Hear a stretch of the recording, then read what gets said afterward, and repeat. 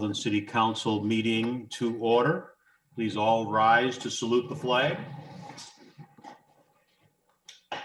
I pledge allegiance to the flag Flag, of the United States of America, the republic to the republic for which it stands, one nation, under God, indivisible, liberty, justice for all. justice for all.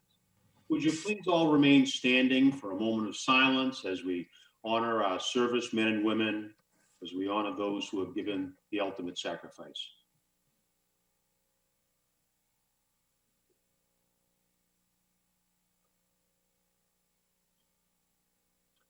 Thank you. And let me ask you to remain standing for a moment as we acknowledge a great Maldonian who we lost just last evening, Phyllis Knight, who lived to be 100 years and 11 months. She would have been 101 on the 25th of June.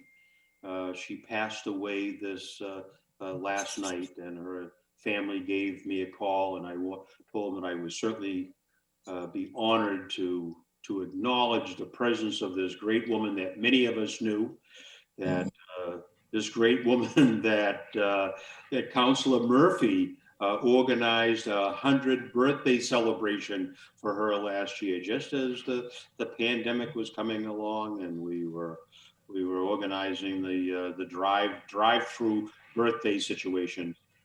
Phyllis Knight, 100, almost 101 years old.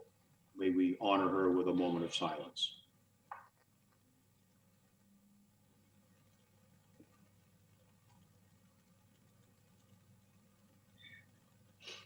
Phyllis Knight, the family has not made final arrangements. It's likely to be sometime next week, but we all know her as being a very active senior citizen. We would see her at many of the events, and when you've been around for this many years, many people know and respected this woman. And thirdly, I'd like to say that this is the 1 year anniversary of the murder of George Floyd, this black man who was killed by a police officer there in Minneapolis, and was focused attention on a horrific set of circumstances that has been taking place throughout our country for a long time, in honor of George Floyd and his memory and the senseless murder that took place 1 year ago. I please ask you for another moment of silence.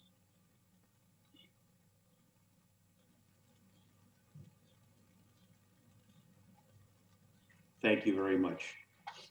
Clerk, please call the roll. Kamel. Kamel here. Condon. Crow. Here. Di Maria. Here. Linehan. Linehan here. Murphy. Murphy here. O'Malley. O'Malley here. Sika. Sika here. Spatafora. Metaphor here. Winslow. Winslow here. Anderson.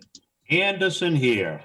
And I do see Councilor Condon on the screen. So. I am here. Okay. Councilor Condon here as well. So under the provisions of this open meeting law, for those of you in attendance, please be informed that UMA Urban Media Arts will be recording this evening's meeting. So just be aware that there'll be an audio and video recording of this meeting. Mr. Lucy, do we have any notice from anyone else who's recording the meeting? Is John? We did not get a notice, but I see John Mayoral is on here. Well, we didn't get a notice, but please be aware that there will be audio and video recording of this evening's meeting. So let's do the first order of business. Under guest citizen achievement announcement, Ron Hogan will appear before the city council to discuss the implementation of the American Rescue Plan. Yes, and let me, before we invite Mr. Hogan, tell you councilors that we're in for a real treat this evening. We've got a real good news. Let me set the stage. We've got real good news to announce this evening through this American Rescue Plan. I had a chance to go over it with Ron and team. So turn on your hearing aids if you have them, and let's bring on Ron Hogan. So Ron, please come on forward and tell us what we got going. All right, Council President, if it's okay with you, I'm going to go ahead and share my screen. You have permission to do that, sir. All right, is everybody able to see that? Yes. Yes, we Okay. see that. So it's been just a little bit over 2 months since President Biden signed the American Rescue Plan into law. Since then, what's happened is a series of clarifications and guidance that's come from the government, and it felt like a good time to be able to start to figure out how we as a city are going to go forward with implementing the funding that's been made available to us to provide the relief that the residents, the businesses, our community need to help us recover both emotionally and economically from COVID. So as Council President Nanis had mentioned, I met the other day with him and the mayor to put forward the proposed way to at least get started with this. And that's what I'm going to present to you all here tonight is just a little bit of background on it and a way that we see going forward. So a little bit of background, I think everybody knows, signed into law back on March 11th. The key component that is of interest to us for tonight's purposes is Section 603, which establishes the Coronavirus Local Fiscal Recovery Fund. Unlike the CARES Act, where we were a subrecipient to the Commonwealth of Massachusetts, with American Rescue Plan, or ARPA, as I'm going to call it from here on in, we are a prime recipient directly responsible to the U.S. Treasury.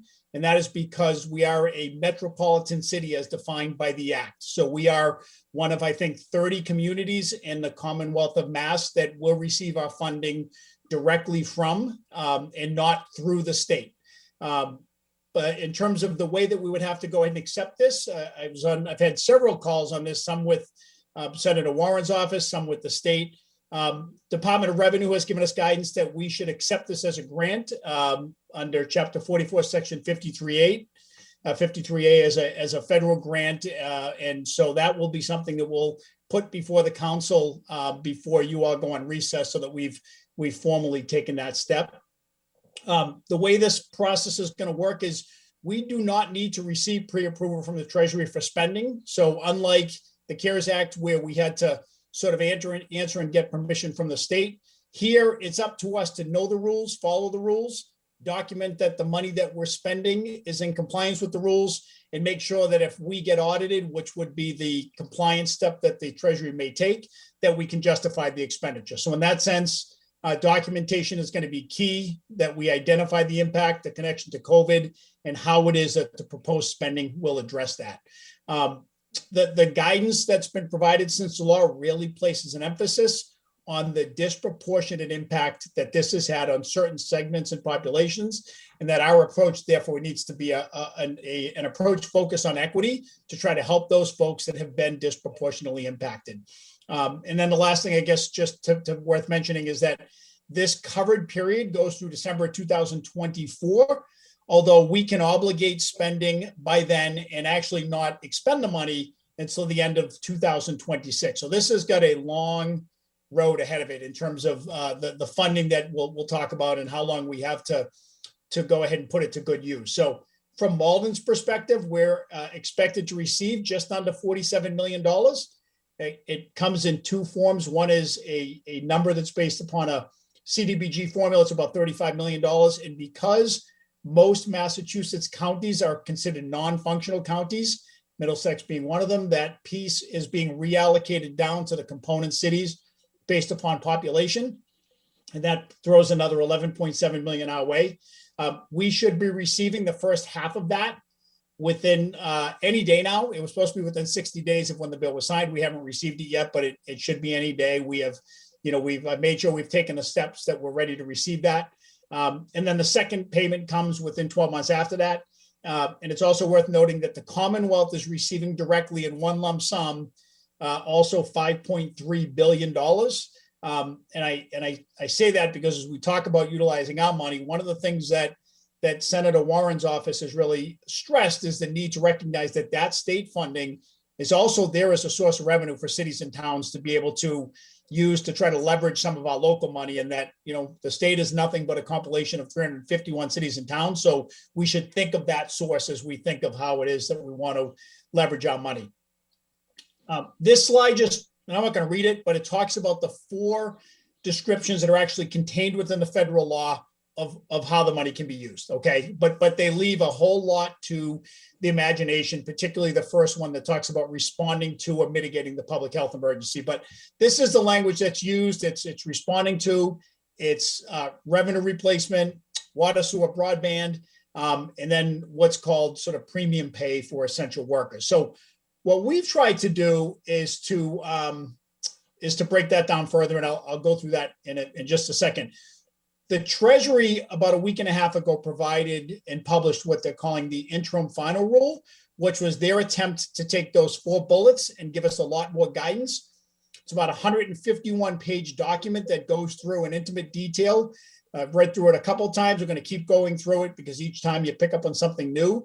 And it goes through and really tries to give a non-exclusive list of programs and services that can be funded by COVID, really just to give us an idea of what the Treasury has in mind for how they want to see us use this money. Again, the emphasis on a strong, inclusive, and equitable economic recovery, and the importance of transparency, accountability, and community engagement.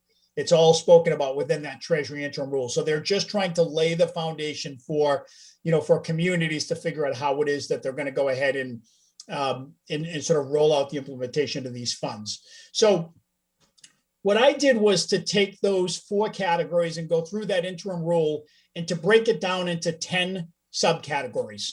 And so those are the categories on the left-hand side. Now, this is not to say that if there's something that's been missed, the whole idea behind getting this out there now and collaborating is for somebody to ask about something, we can figure out whether or not it's contained within one of these, or it should be its own category. But what I did, like I said, was go through, find a lot of the examples that the Treasury gave us as good uses, and come up with these 10 different categories.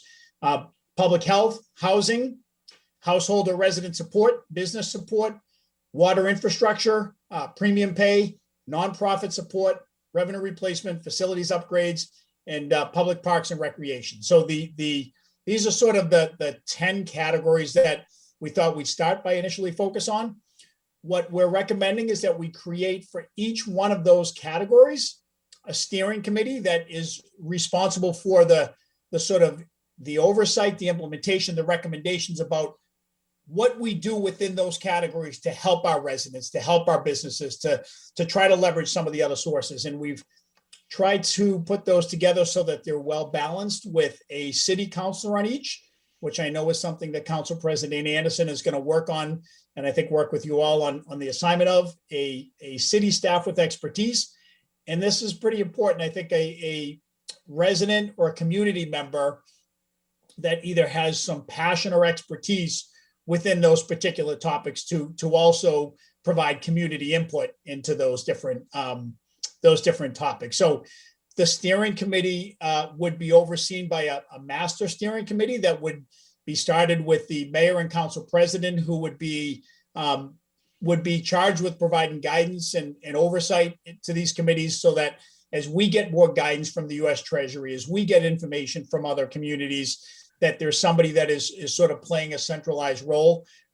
They'd be responsible for compliance and reporting to the U.S. Treasury, and for communicating with residents through what we see as a dedicated portal to provide, complete transparency as these 10 committees, do their work. So what we've done here is to take the almost $47 million and to take a shot at an initial allocation into those 10 different buckets, while holding back our reserves, recognizing that as some of these committees do their work, some may have some great ideas that require some additional funding. Some may come back and say, we think we can accomplish our mission with a little bit less. And so there'll be likely money that will move back and forth. But as you can see, some of the heavier categories, as you might expect, are housing and resident support, business support, water and sewer, with again, an initial allocation of $8 million. You can see the biggest number here, and I'm going to talk about it specifically in a few minutes, is the ability for us to replace lost revenue with these funds and to continue to provide government services with that. But I'll tell you what that means to us in a little bit, because that kind of comes back to us. Nonprofit support, premium pay, public health, facilities upgrades, and what I'm calling outdoor rec and programming. And the idea here is not necessarily physical upgrades to parks, but to provide outdoor programming and things that allow our residents to really get back out and start reliving their lives in a way that we all did pre-COVID, and for us to try to do some things to make our parks and our programs, more welcoming, and to try to get our residents engaged, in that way. So this allocation takes all but about $5 million and throws it in different buckets. Again, it's not to say that this is exactly the way that it will end up, but we think it's a pretty good place to start with, trying to give each of these committees some frame of reference for starting to come up with some programs and figuring out how it is that we get our residents, our businesses and households the relief that they're looking for. I mentioned again the Master Steering Committee and their role. Again, I've got to repeat it here, but it's really to be a resource. It's not to, and I think this is an important point, it's not to second guess or to redo the work that the steering committees have done. I think the expectation is that those folks have a fair amount of autonomy in terms of trying to come up with programs and plans that are responsive to COVID, but rather to make sure that in doing so, we haven't stepped outside the lines of the intended uses of the funds, and that, we haven't in any way created any compliance risk going forward, as well as I said, entertain any request for additional funding because somebody has come up with a mission that really just could be that much greater with some additional funds, put behind it. Again, this is just sort of a repeat, and what we'd see us doing is filling in these other columns with city councilors and community members, within the same categories that we just talked about. So the steering committee role, I've sort of broken down into, five different bullets, right? So one is understand the committee's got to first understand the law and the underlying regulations that they've got to work within to be able to utilize these funds, because you can't do anything without knowing what's in and what's out. The second, and I'm going to talk about this in a minute, but it's really important to also become well-versed in other complementary funding sources. There's so much money out there. I talked about the $5.3 billion at the state level. The American Rescue Plan has specific money targeted for some of the same categories that we're going to be allocating some of our money for, whether it's housing, whether it's water, sewer. There is money out there in various places, and we definitely want these steering committees to know what those places are, to try to marry some of those together with our local money and really try to get the best bang for our buck. Design programs and support focusing on leveraging those funds. Document. This is going to be key. If we get audited on this, it's going to be 5 or 6 years down the road. None of us are probably going to be around it. If we are, we're not going to remember anything. So having a well-papered file is going to be critical, so that, whoever it is that's answering for what we did, we'll be able to speak to what our mindset was and what the connection was between what we did in COVID at the time. And then finally, engage the resources needed to execute the plan, because it's not just concepts, but it's execution. So the example that I'm using here is sort of housing, to speak about why I think that the comprehensive approach is so important, because on one hand, we could simply say, well, let's take the funding that we have, $4 million, and provide some direct assistance programs to our residents that need help with either rent or mortgage payments. And I mean, that would certainly there'd be nothing bad about that, right? It would get folks some direct assistance, and we would have used the money in a way that is certainly compliant. But a sort of a better approach is to leverage our funds with state funds that are geared to the exact same purpose, right? So the American Rescue Plan has specific buckets of money to provide rent and mortgage relief. So if we can not just throw our money at it, but also figure out how to get access to that money, that's better. But then what I define as sort of the best is to take our money, the state money, and then try to integrate that with some federal sources and maybe even something from the community preservation funding to try to gear it towards housing solutions that really are long-term in nature and aren't just meeting that immediate need of help, but trying to design some affordable housing solutions that have a lasting impact, in years to come. So this is just an example within housing of, I think, the opportunity that exists for us to think outside the box and to try to combine multiple pieces of the puzzle and end up with much bigger solutions than even the significant amount of money that's here in front of us. And housing may be one that is sort of uniquely able to have that done, but quite a few of the others have similar other pots of money that would be available for us to be real comprehensive with. Revenue replacement is probably the one that the MMA and the Treasury have told me they've got the most questions from communities about, trying to understand, how this is all going to work. What the interim final rule defines is that we will use 2019 as a baseline. So the fiscal year 2019, which is the last full fiscal year before COVID, is the starting point. And then we'll measure our lost revenue by taking that 2019 and we'll grow it by a hypothetical 4.1% growth factor to arrive at, in each subsequent 12-month period, a sort of had COVID not happened revenue figure. What the law then allows us to do is to measure our actual revenue for that 12 months against that calculated amount and consider any difference to be lost revenue that is eligible to be repaid through this fund, and make the assumption that any difference between those two figures is COVID related. So we don't have to go bucket by bucket and say, well, did COVID really impact this? Did COVID impact that? It's looking at gross revenue, growing it at this 4.1%, and then it allows us to be able to create this usable bucket of fund called revenue replacement, which we are then able to use to fund government services. So we cannot simply take that money and drop it in our rainy day fund. There are certain things that are completely out of scope. We cannot pay debt. We cannot put it towards pension funding. We couldn't pay a court settlement. Beyond that, the expectation of the US Treasury is that we take that lost revenue and we basically put it back into government services and things that we would have or could have otherwise used that revenue on. So while I showed you a bucket in that original chart that showed revenue replacement of 12 million, that ultimately becomes available for spending as we sort of claim it as revenue replacement, and document how it is we got to that revenue replacement. So I've already done some calculations for a couple of years, and that's where I come up with the 12 million. I think the worst effect will be the first year. In that 2020 year, I'm somewhere in that $4.5 million range. But we're eligible to do this against that 2019 base, grown at 4.1% until that 2024 period, regardless of whether or not at that point in time it's really due to COVID anymore.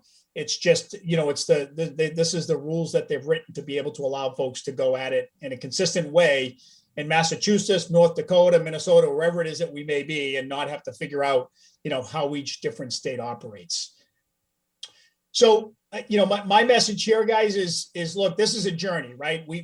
This is I think the first step in figuring out how we go ahead and go about using this money responsibly to really respond to what our residents need. But I know that as we leave here today, something's going to change. We're going to learn more. We're going to learn more from those conversations, from other communities, from our residents. And when we do, we'll amend, right? But at least it's a place for us to go ahead and start down this path.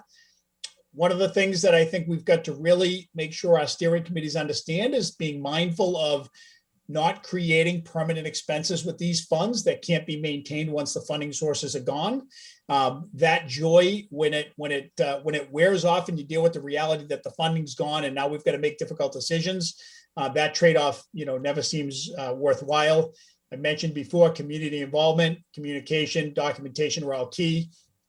And just the last is just a repeat of what I've said, the opportunity to leverage these funds with so many other sources. This is going to be an exercise in understanding the rules, understanding the pots of money that are out there, and being as aggressive as we can and grabbing as much of that money to complement our money and try to make good solutions, great solutions. And that's why I think this concept of these steering committees is so important, because we don't try to have one group being experts in everything, but we try to get a bunch of groups that can really be smart about different subject matters.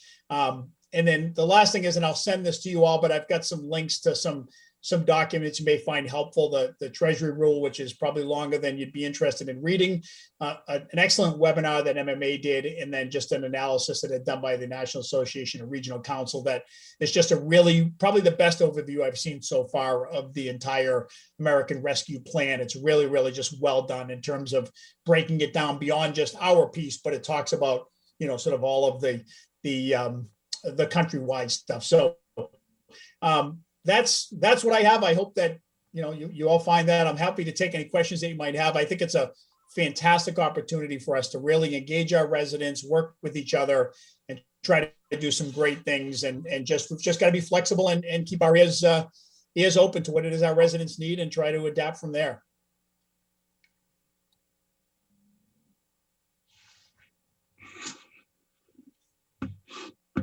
Ron, if you'll take your screen off, please, I'll be able to see who's raising their hand. So we got a few hands that are raised. Councilor O'Malley has the first.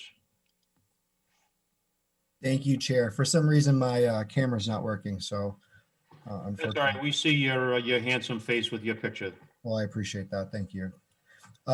Great job, Ron. Mr. Hogan, I think this is a great first step to have a plan about how we spend quite a sum of money. And I think that you kind of hit the nail on the head, is that it's going to be really crucial to figure out how we can make this money work for us in the most efficient and opportunistic manner, so that we are taking advantage of other funds that are available. As you said, the Commonwealth is getting a lot of funds through this act. And there are a lot of federal programs. We have the Community Preservation Act. So I do think that is going to be a crucial step. And there's plenty of counselors on the council, Councilor Crow, for instance, Councilor Winslow, Councilor Linehan, et cetera, who are really great with grant writing. And I do believe that, piggybacking this money to be matching some of those grants will, I think, make it go even farther than the $46 million that we currently have. So great job. Thank you. Councilor Spatafora. Thank you, Mr. President. I'll just start where I think Councilor O'Malley left off. As usual, Mr. Hogan, great job taking what probably is hopefully a once in a lifetime opportunity and taking full responsibility for it. And somebody who actually had to read this for my day job, the document I was reading was 242 pages and covers, I think, for the general public and probably for the council, is the child continuing the child care credit is part of that document as well. What you're probably referring to is just the state and local ability for us to capture that revenue. But for everybody else, there are billions of dollars for other programs, or the continuation, for example, the child credit tax credit that they included in this document as well. Just so I'm clear though, Mr. Hogan, because I know there's things in there that talks about, nutrition and mental health and, the ratepayers and homeowner and keep homeowner. I know there's homeowner money for people on homes, a rental assistance document, small business, all those other things, which are part of I would say the bigger part of the bill. There's also, I think, $15 billion for community block development grant money. So if I think I'm right, what you're saying is we're going to get our portion of the money, we use it wisely, but then there's $15 billion of an additional $15 billion of community block grant money. If we align our talents together, we could probably get more additional revenue from the community block development grants that we get every year. Anyways, we might be able to get more money through this American CARES Act. Is that correct? Yeah, I think, Councilor, this is simply, to your point, the direct allocation to us. Yep. And that as the state and the federal government take some of the other money and starts cascading it down from some of these other programs, it's the beginning, not the end. And I think that's what you're getting at. So there's a big chunk of money for business support. I think it's $27 billion, right?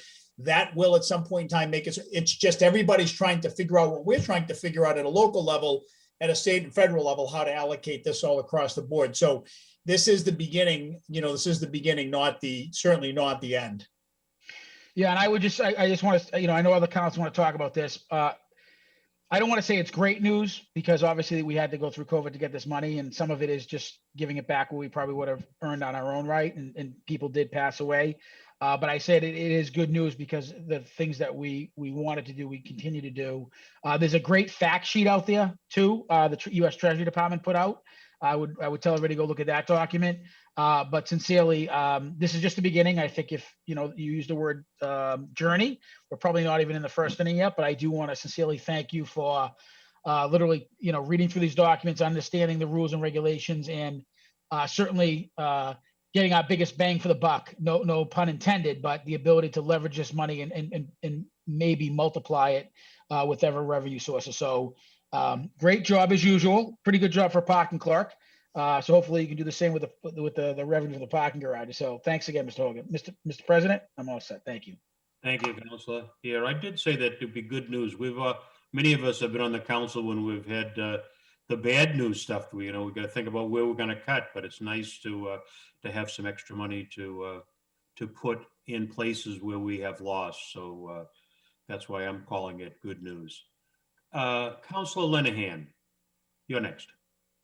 Thank you, Mr. President. Mr. Hogan, thank you so much for that. That was a really excellent overview. And I really don't envy you having to dig into this. I think the story of ARPA is really a double-edged sword. It's great news, but the bad news is that you have to figure out how to program it and actually deal with that amount of money, right? It's almost an overwhelming proposition. And I did have to, just briefly as an aside, thank you for the shout out to NARC. This is a group that I chair nationally is the NARC Communications Directors Group. They'll be absolutely delighted to know that you said that they had the definitive web link guide to that. That will be amazing news. Never thought that NARC would come up on our council meetings, to be honest. Very helpful group of nerds, I'll say. Well, I'm the nerd that's out there looking for presentations and stumbled upon theirs, and I was trying to find the best of the best. So I don't know if I should be proud or ashamed of that, but they did an awesome job. And when you take a look at it, it's just very, very, very well done. Yeah, well, I will pass that along. I think they'll be really glad to hear that. But it's an unbelievable amount of information to digest and then communicate that. And I've, in my day job, have been working with MMA to try to do that on the municipal level too. And it's a real heavy lift. My only question that I had is, and maybe we don't know this yet, but what are we thinking about in terms of how to keep the public up to date on this whole process as it unfolds? Are we going to have like a digital presence for this to track it? Will there be public input or meetings? Like, what does that look like? Or what are you brainstorming around that at this point? Yeah, so great question. I think it's twofold, right? So one is how do we keep them informed? And then the second is how do we engage them, right? So the first on how we keep them informed is, and I mentioned earlier, this concept of creating a dedicated web portal that's either a piece off of our current web page, but something that's almost a project management tracking for that everybody would be responsible for reporting back to through Ron Cochran, that makes sure that as the groups are moving forward, that they're not having to ask us for this information. They don't have to go find it, but it's all getting stored in one place as we develop presentations and guidelines and things like that.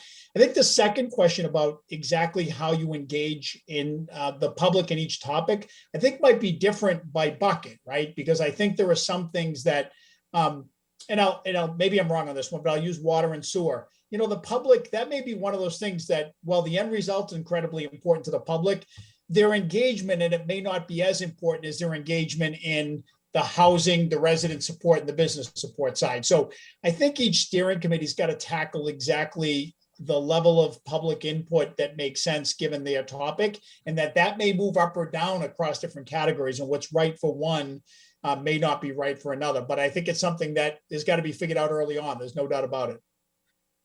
Yeah, for sure. Well, thank you for that. I think that's good to hear, and look forward to hearing more as it progresses along. Thank you. I'm all set.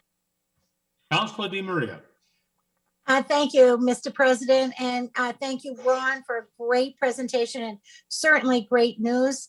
I have to admit, I did hear about this wonderful gift of all these millions of dollars to Malden about a month and a half, 2 months ago. And, it goes to the adage that patience is a virtue. It's almost like hitting a lottery ticket and not exposing yourself to that yet, because you really have to work through the details of how are you going to spend it? How are you going to gift it? What are you going to do with it? And Ron, for your, cautious patience to work through, and to your team as well, to work through how we're going to do it is certainly, it's certainly great job on your part. I'm particularly thrilled with the way we've braided in our community on all of these subcommittees, or what we're calling them. I think that is so key and such a great step forward for Malden to include our wonderful community in all these committees. So I look forward to Council President's assignments and what we'll go from there. Thank you all. Thank you, Councilor. Councilor Winslow. Yeah, thank you, Ron. For giving us this. It is a very overwhelming amount of information, and how we go forward, being organized, being thoughtful, documenting. I remember the Tiger Act, which had a lot of infrastructure money come during the 2019 financial crisis, and there was a lot of the same type of things that the federal government had to do. And it sounds like some of that's going to be the type of thing that we have to do. And so look forward to working with you on that. And one of the things I've been, talking internally with like both DPW and the engineering department is seeing the term water and sewer. And it's good to see at least the initial potential allocation is pretty substantial there. That I'm emphasizing we have some federal obligation called the MS4 program, which is really storm sewers, which is something we don't have a source of revenue for. And I know it's a challenge in many of our neighborhoods. So that's one of the things, is to really even think of some capital planning related to that. In addition to addressing lead pipe, I think we're optimistic there's going to be, this could be a source of money or some other, I know, Representative Clark is looking to try to get earmark related lead pipe. So I think that's certainly a good priority in that area. And so, one other thing I just say, looking at our capital budget that's in the budget book, I mean, one of the things I think we have to think about is that seemed to be very equipment focused, and really thinking of, I think some of the opportunities here are more facilities and the type of things of, like water, sewer pipes, storm drains that don't necessarily show up in this capital budget that's been presented to the council. So I think that's one of the things we have to think about, is those opportunities. And so really looking at physical infrastructure. I mean, I think in the parks, one of the things, being on the Park and Recreation Committee and our, with Councilor Murphy and others, and developing open space plan, we did not have a very strong sort of understanding of what the physical deficiencies of our existing facilities are and what improvements are. So if we're looking at improving programs there, perhaps there's ways to make sure we do some substantial maintenance, I'd say, short of capital redo, but maybe there's some opportunities to fix some things that we just don't tend to get to, and then we have to do a capital improvement. So just some ideas there. I think looking forward to working with everybody on this and taking advantage of this opportunity. And let's do it well, do it efficiently, do it thoughtfully. But let's get to it. Thanks. Councilor Kamel. Thank you. I want to echo everybody in saying thank you, but kind of take a step back and kind of look at what we've been going through as a city for the last 14 months, and just the torrent of different challenges that are getting thrown at us through all kinds of unprecedented situations. So for somebody like Ron to kind of step forward and catch a lot of these details, is like drinking from a fire hose, but he's picking up these things that a lot of folks wouldn't pick up. And so, I mean, I just personally want to say thank you to Ron, but also just to sort of encourage that and recognize that in a way to sort of inspire it and hope that spreads as a cultural element in the organization of our city government. That's the kind of thing that we need. And so often it's not, it's really not recognized. It's considered somebody will do it, somebody will get it done, but when somebody does step forward or step out of the box from what they're usually doing, I think we need to make sure we we recognize it. So Mr. Hogan, I really want to say thank you. I think it's a service to the entire city, and I'm glad you're there doing that. I appreciate it. Thank you. Councilor Condon. Thank you, Council President. Thank you, Mr. Hogan, for that presentation. It seems as though, correct me if I'm wrong, okay, you've got the steering committee, which is headed up by the mayor, and then you have almost like 3 subcommittees, each having a city councilor on there. Who actually approves what comes out of these subcommittees? Does it have to go through the steering committee? I mean, right now, the mayor puts in the financial papers and we get to approve it or disapprove it. What's the structure to Yes. actually get approval?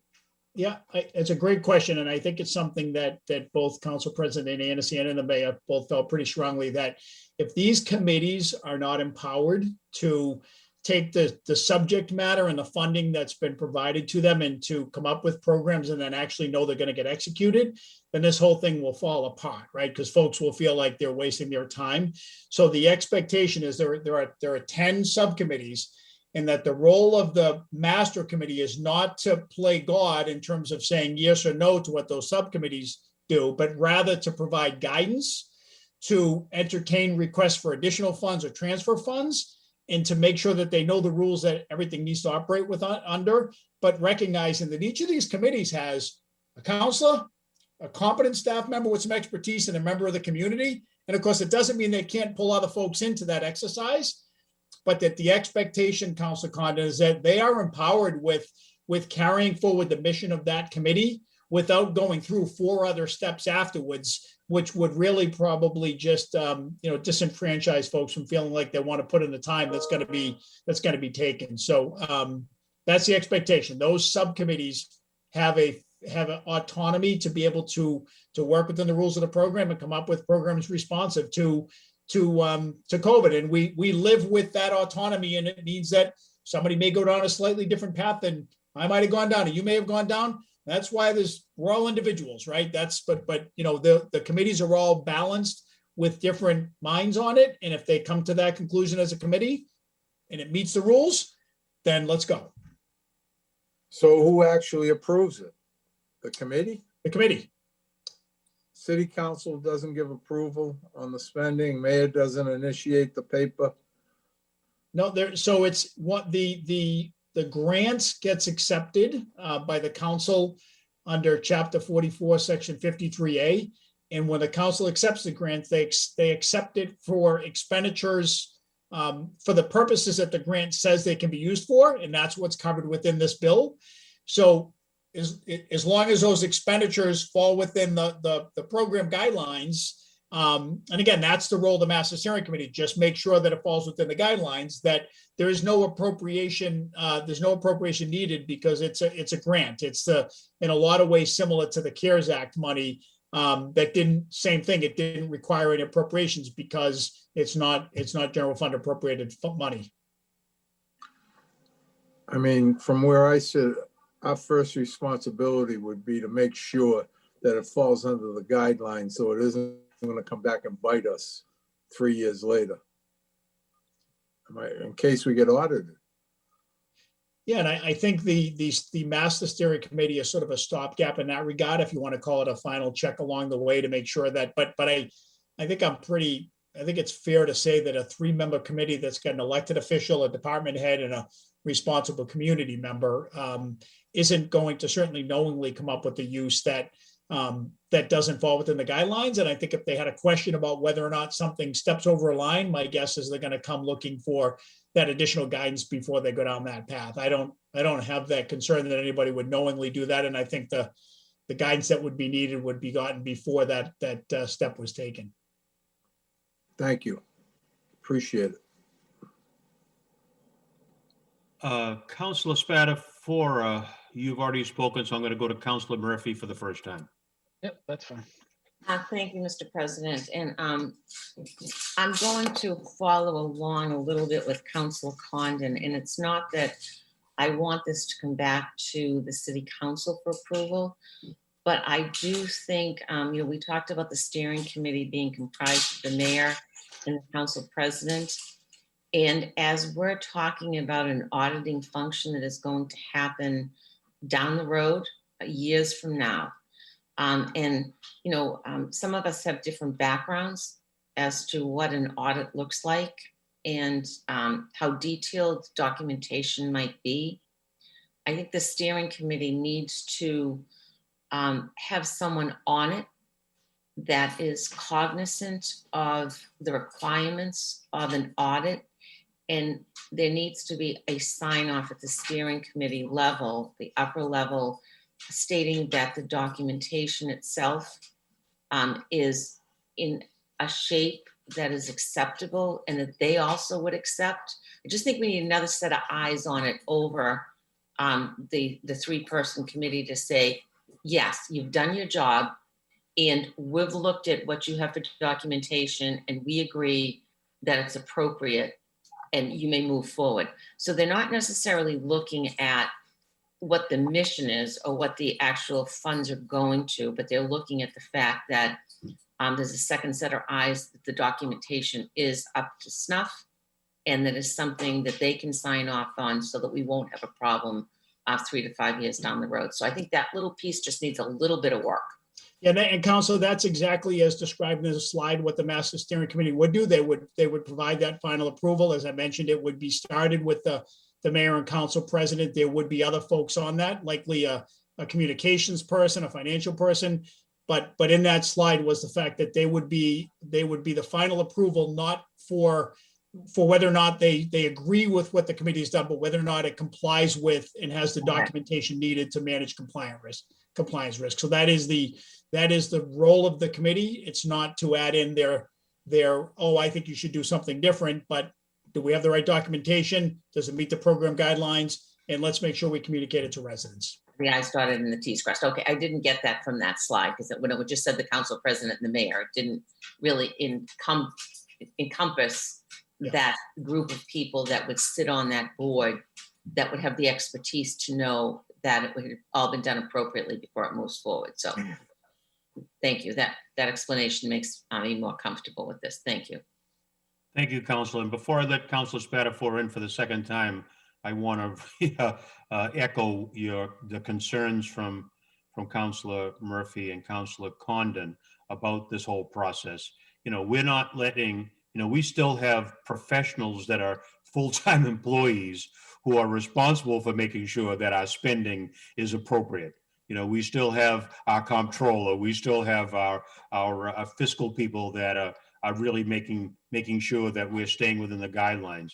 And even though city councilors are on these committees, we are not full-time employees. We are not full-time employees. So that's the staff persons that are doing the legwork, but we've certainly got input and oversight into each of those activities going on. So I think we need to make sure that that's tight as well. Yeah, and Councilor, I apologize if I overemphasized the point of making sure that the steering committees knew that. I think it was important that nobody was going to sort of overrule the good work they did so long as it fell within the guidelines and had the right documentation. So I was just trying to make that distinction. So. Okay. Councilor Spatafor, your turn. Once again. Yeah, just real quick, and this is just something I think Council Linehan mentioned, and I know Ron will probably appreciate it. The ability to track this, or that $44 million, Mr. Hogan, if I know we are a city that leverages Microsoft on the cloud, they have a product called Product BI, which is actually, just think of it Excel on steroids, and it's a cloud-based analytical dashboard and data visualization. So you could actually just take an Excel file, plug it in, creates pretty interactive reports that shows you what could be happening going on.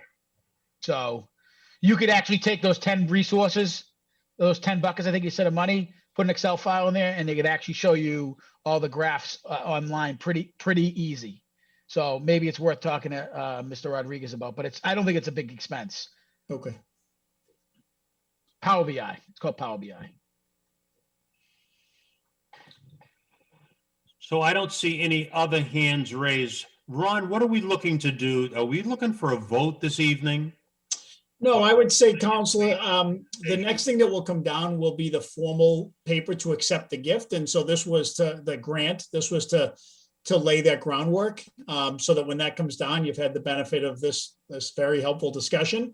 I will say the other thing that I'm doing that I think we'll find to be helpful is I'm coordinating a sort of a 5-city brain trust between ourselves and Everett and Revere and Medford and Lynn to share ideas and approaches. And I think as we start doing that, we'll learn more about what some other cities are doing, and we'll never be too proud to steal ideas if they make ours better. But I think the next step would be that paper coming down to see if we can go ahead and formally accept the grant, so that we're able to then move forward from there and, populate these committees and what have you. The other question that hasn't been raised here has to do with a big decision that's already been made. You've got the 10 categories, and you've already got dollar amounts plugged into each of those.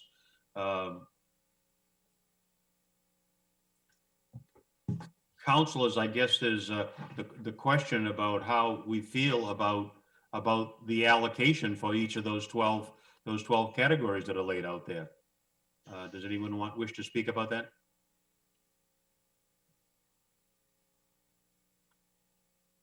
Dead silence.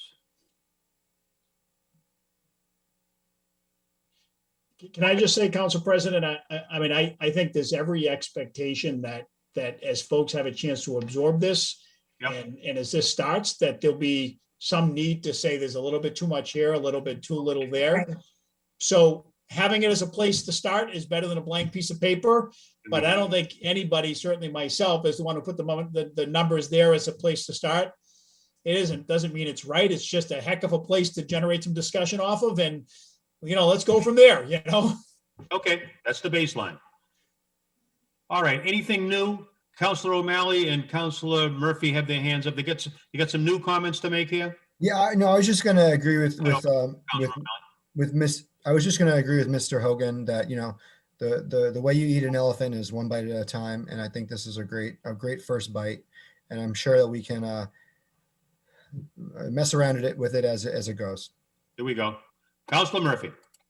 Yes, I'll just echo what Mr. Hogan said, also Councilor O'Malley, and then just, I guess, close with the fact that you're the best parking department director, I think probably any city in the 351 Commonwealths have.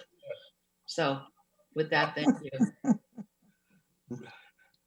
There we go, Ron. We all love it. Overachieving just a little. If I had a mic, I'd drop it and just shut the camera off, but I don't. We all love it. Thank you, Ron. Thank you. All right, next order of business, public comment. We have Mr. Lucy? Oh, I didn't get any, no. Okay. Seeing none there. Next order of business. Papers 257-21 minutes of the meeting of May 11th, 2021, and paper 258-21 minutes of the meeting of May 18th, 2021. Motion to approve. Second. So we have a motion that's been made to approve those two. That was made by, who was that made that? Councilor O'Malley. Councilor O'Malley made that, and who seconded? Council Linehan, I think. All right. Councilor Seeker. No, it wasn't me. Oh, I'm sorry. Council Seeker. Councilor Seeker seconded that. Now the clerk will call the roll. Kamel. Oh, yes. Condon. Condon, yes. Crow. Yes. Di Maria. Yes. Linehan. Linehan, yes. Murphy. Murphy, yes. O'Malley. Yes. Seeker. Sika, yes. Spatafora. Spatafora, yes. Winslow. Winslow, yes. Anderson. Anderson, yes. So those minutes have been approved. Next order of business. Paper 225-21, mayoral appointment, Faten, Shelbaych, 500 Broadway, apartment 1115, Malden, to the Human Rights and Fair Housing Commission. As the resident member, said term to expire May 5th, 2022. Faten will replace resident member Bwann Gwann, who resigned.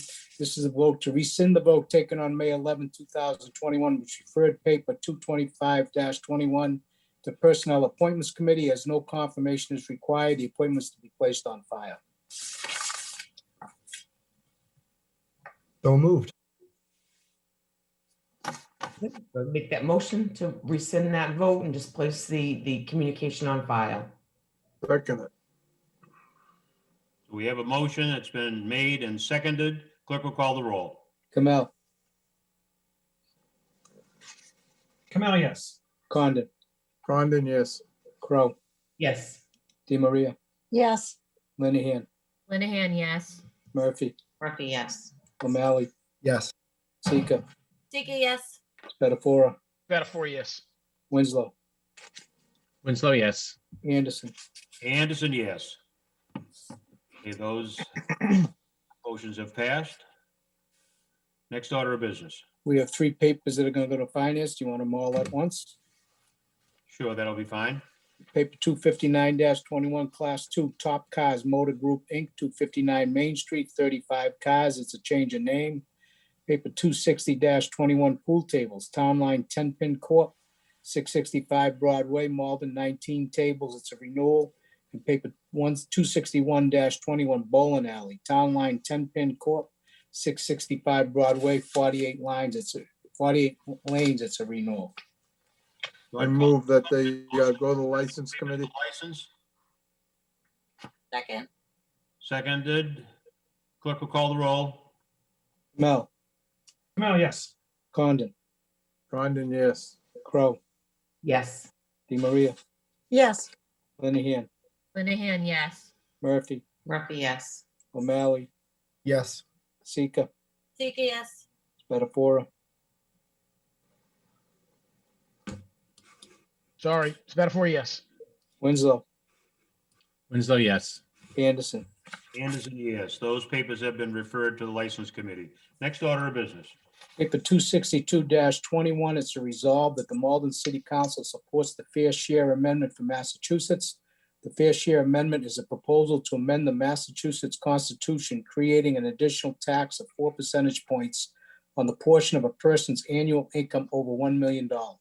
The new revenue, approximately $2 billion a year, would be spent on quality public education and affordable public colleges and universities, and for the repair and maintenance of roads, bridges, and public transportation.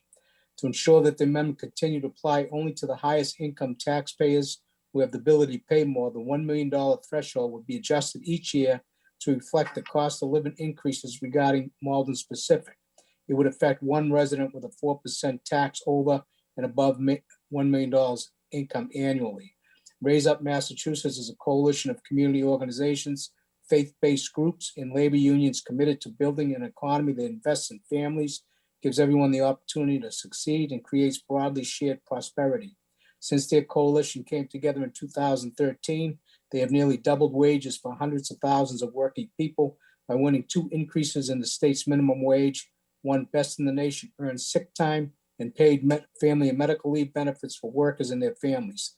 Led the campaign for the Fair Share Amendment to invest in transportation and public education, and started to build an economy that works for all of us, not just at the top.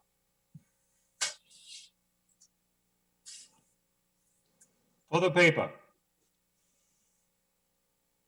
Councilor DiMaria. Thank you, Mr. President. And thank you to the clerk. That was a lot that I sent you, and I'm sure each and every one of you will support this tonight. This is something that's really overdue. Its title is Fair Share. Malden specific, it is going to affect one resident in 62,000 that we have living here in Malden. The state of Massachusetts is 4th with the amount of millionaires compared to other states in the United States.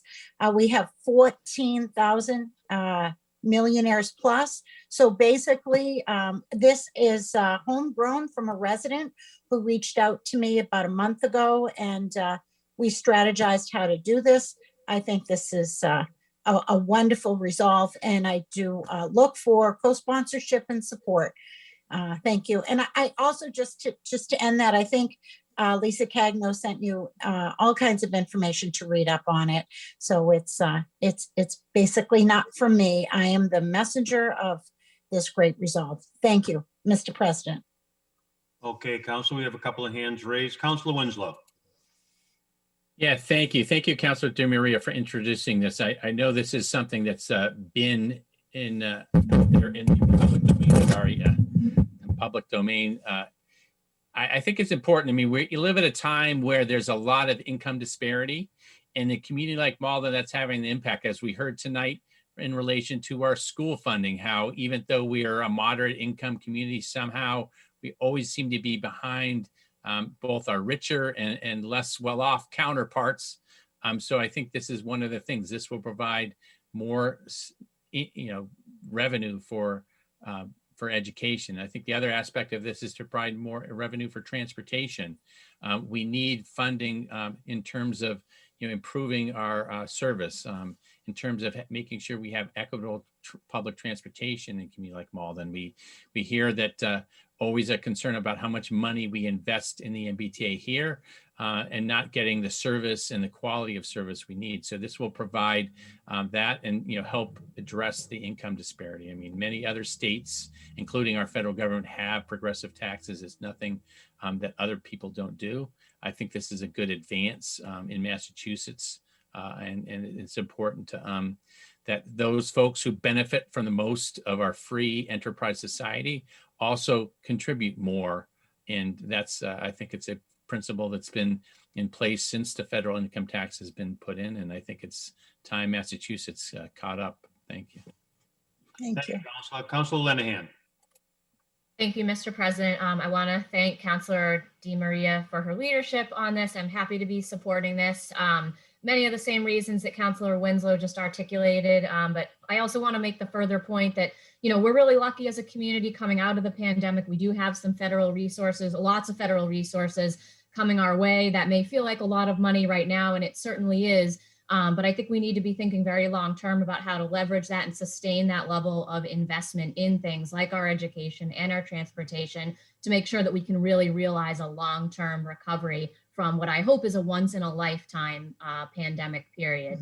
So, I think when you look at just the negligible effect that this will have on Malden residents, and add to that the fact that more than 3/4 of voters in Massachusetts in high-level polling are supportive of this, I think we've cleared some of the hurdles that held it back before, and the time is now. And that I think I would join Councilor DeMaria in inviting others to support this. And I think this is an important step for us to take as a council. Thank you. Thank you, Councilor. Councilor O'Malley. Without belaboring the point, to Councilor Linehan's point, had it not been for a legislative snafu, we probably would have already had this as law. So again, this is just a resolve showing the sense of the City Council that we think that it is fair for those who are in a very, very, very high income bracket to pay a little bit more, so that the school students in our community and those who benefit and rely on public transportation to get to and from work and drive the local economy will pay a little bit more. I think it's fair, and I will support this tonight. Thank you. Thank you, Councilor. I don't see any other hands that are raised. Councilor Spatafora. Can I just ask a question? I'm not speaking against it. I would like to ask this, though. We just heard from Mr. Hogan about the foundation budget and the EQV number, which has not been supporting us compared to our lower income cities and towns. Do we know if by providing this extra money, does that fix the formula? Because to me, I would like an amendment to say that if we're gonna bring in more tax revenue, then the formula should be fixed so the residents of Malden can share in that additional revenue. Because it seems like the formula is broken based on what Mr. Hogan said compared to our cities and towns with Everett and Revere in terms of per pupil Chapter 70 aid. We're getting much less than Everett and Revere. Does this fix that? Because this, I read the documents that Councilor DeMaria sent out, but my question is, it seems like the math is broken or the formula. So one of the sponsors of this wishes. Certainly, thank you. And thank you to Councilor Spatafora for the question. I think it's two-pronged, Councilor Spatafora. I don't think this is going to fix the formula that's already broken. I think what I'm asking this evening is to support this amendment through the City Council, Malden City Council. It is a resolve. I think that it will take a step forward into identifying that there is a huge inadequacy and you know, I don't think one thing is the fix all. I think this is definitely a step in the right direction. No. I hope I've answered that. No, you did. And I think to Council O'Malley's point, I think this didn't get passed because of a legal decision that happened, I think in 2018 or 2019. So we probably would have already had this tax and the formula is still broken. So we probably would have been in the same situation. So I'm going to support, I'm just saying, I think we should also send a message maybe at a later meeting that if the formula is broken for the city of Malden, we should be advocating as a unit to fix the formula. If there's additional revenue, then we should get more of that revenue. That's my only point. Right. That's my only point. And I'm not questioning the resolve. I get it.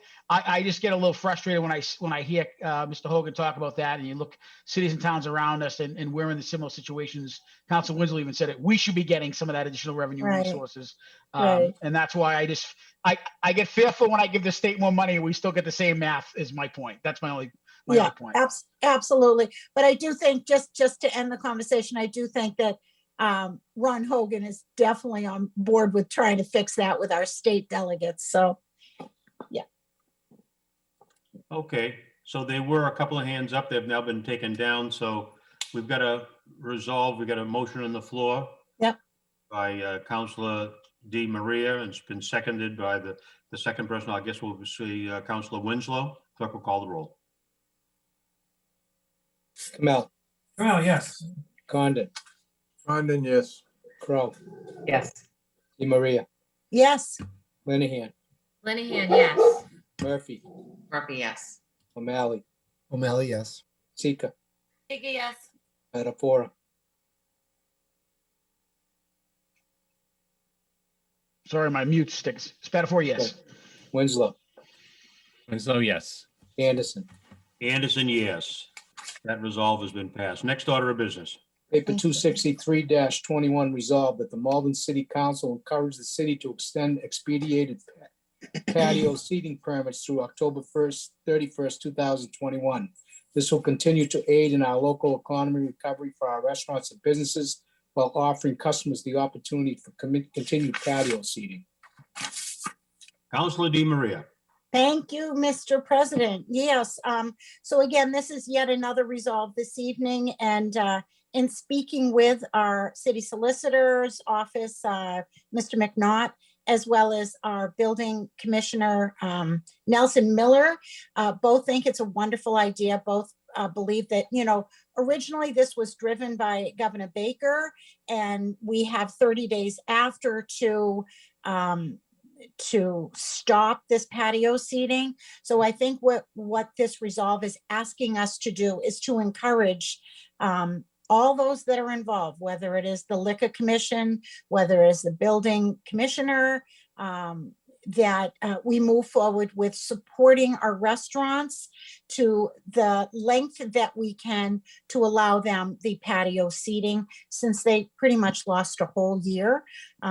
The resolve does say October 31st, I believe, which, you know, then it starts getting really cold. I don't know if that we could actually do that. So, I mean, it's a resolve, and I really, this was also homegrown from a business owner in the city, and asked if I could, you know, carry the ball with this, and I definitely support it. And I welcome sponsorship, and I do hope that this will get passed. Thank you. Thank you, Councilor. Councilor Spatafora.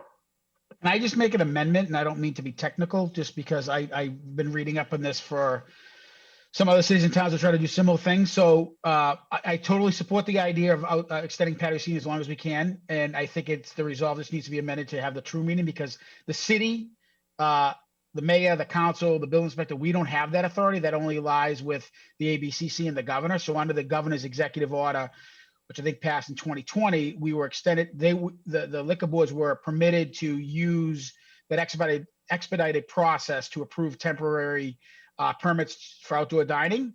And now with the lifting of the governor's order to go into effect, the outdoor scene is expected, it's expire, which I think is 60 days. So your point, Councilor DeMaria, I think is October 31st, or at least 31st. It's been extended to, excuse me. So my motion would be to amend the resolve that the Malden City Council urges the state delegation to support the governor's legislation that grants the municipalities the authority to extend special permits for restaurants and outdoor dining through November 29, 2021, because the city doesn't have the authority. We need the state to give us the authority so the ABC can do it. So I believe your resolve says we're just asking a resolve. We should be asking the state delegation to help support the governor in that endeavor. Does that make sense?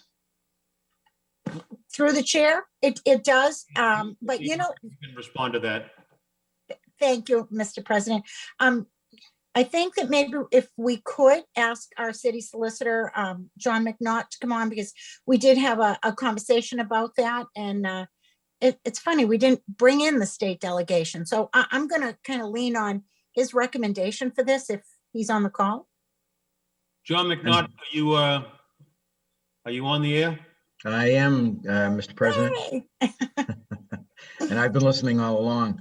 The bill that the Governor Baker introduced to the legislature today requests or asks that the municipalities be granted authority to extend special permits for restaurants offering outdoor dining to and through November 29th, 2021.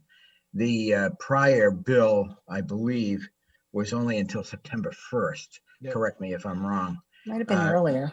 And therefore, I think we're all set for the time being, but Council Spatafora is correct insofar as the Liquor Licensing Board has the authority to oversee those permits. So I'm just asking to amend so the state delegation support Governor Baker's. I mean, that's just so I think we're on the same page. I mean, I would extend it all year if we had the ability to. Believe me, I think it's a great idea all the time. Okay, so Councilor DeMaria, Sure.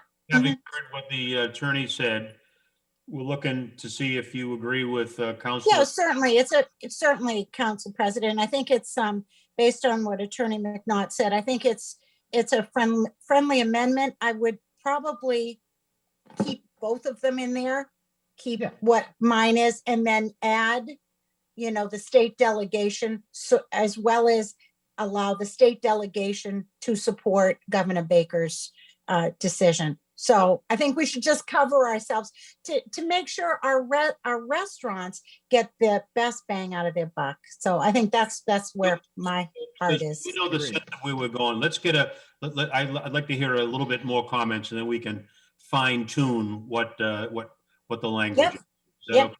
Councilor O'Malley, your turn. Thank you, Council President. I agree with Councilor DeMaria. I think that we should absolutely keep the current language, and we can add a sentence related to what Councilor Spatafora just expressed, because the Liquor Licensing Board, which Attorney McNaught said does control this, that is part of the city of Malden. And so I do believe what Councilor DeMaria has presented does capture that body in its essence and its meaning. So I'm in support of not only the paper, but also the amendment that Councilor Spatafora has proposed. Okay. Yeah. Councilor Condon.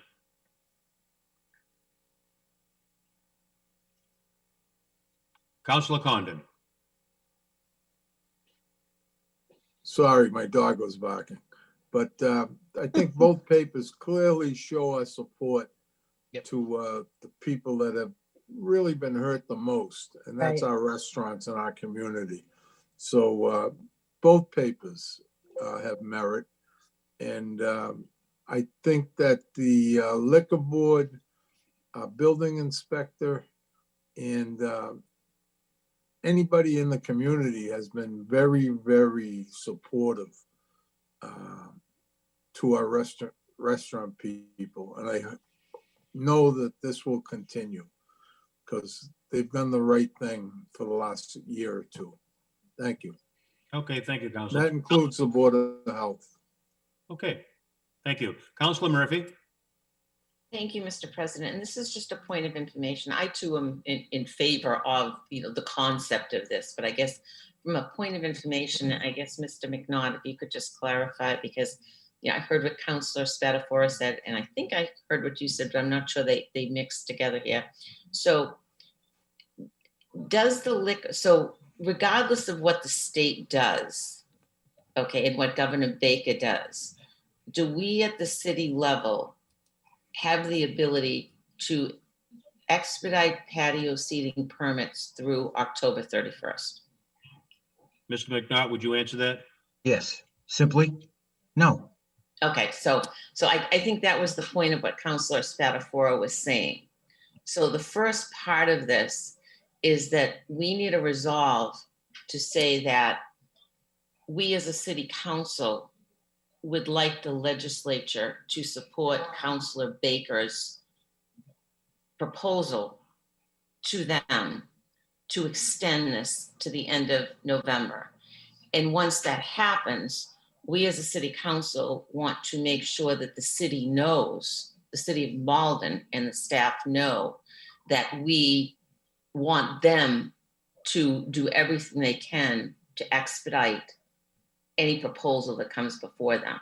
So I think maybe it's a two-step process and it's just not quite written in the way that states that. So that would, we could try to rewrite it tonight or maybe take a moment, because we do have to wait for the state to do something, that maybe we could kind of reformat it so that it kind of explains both those points for next week, because I totally am in support of it. Just want to make sure we do it in the correct fashion.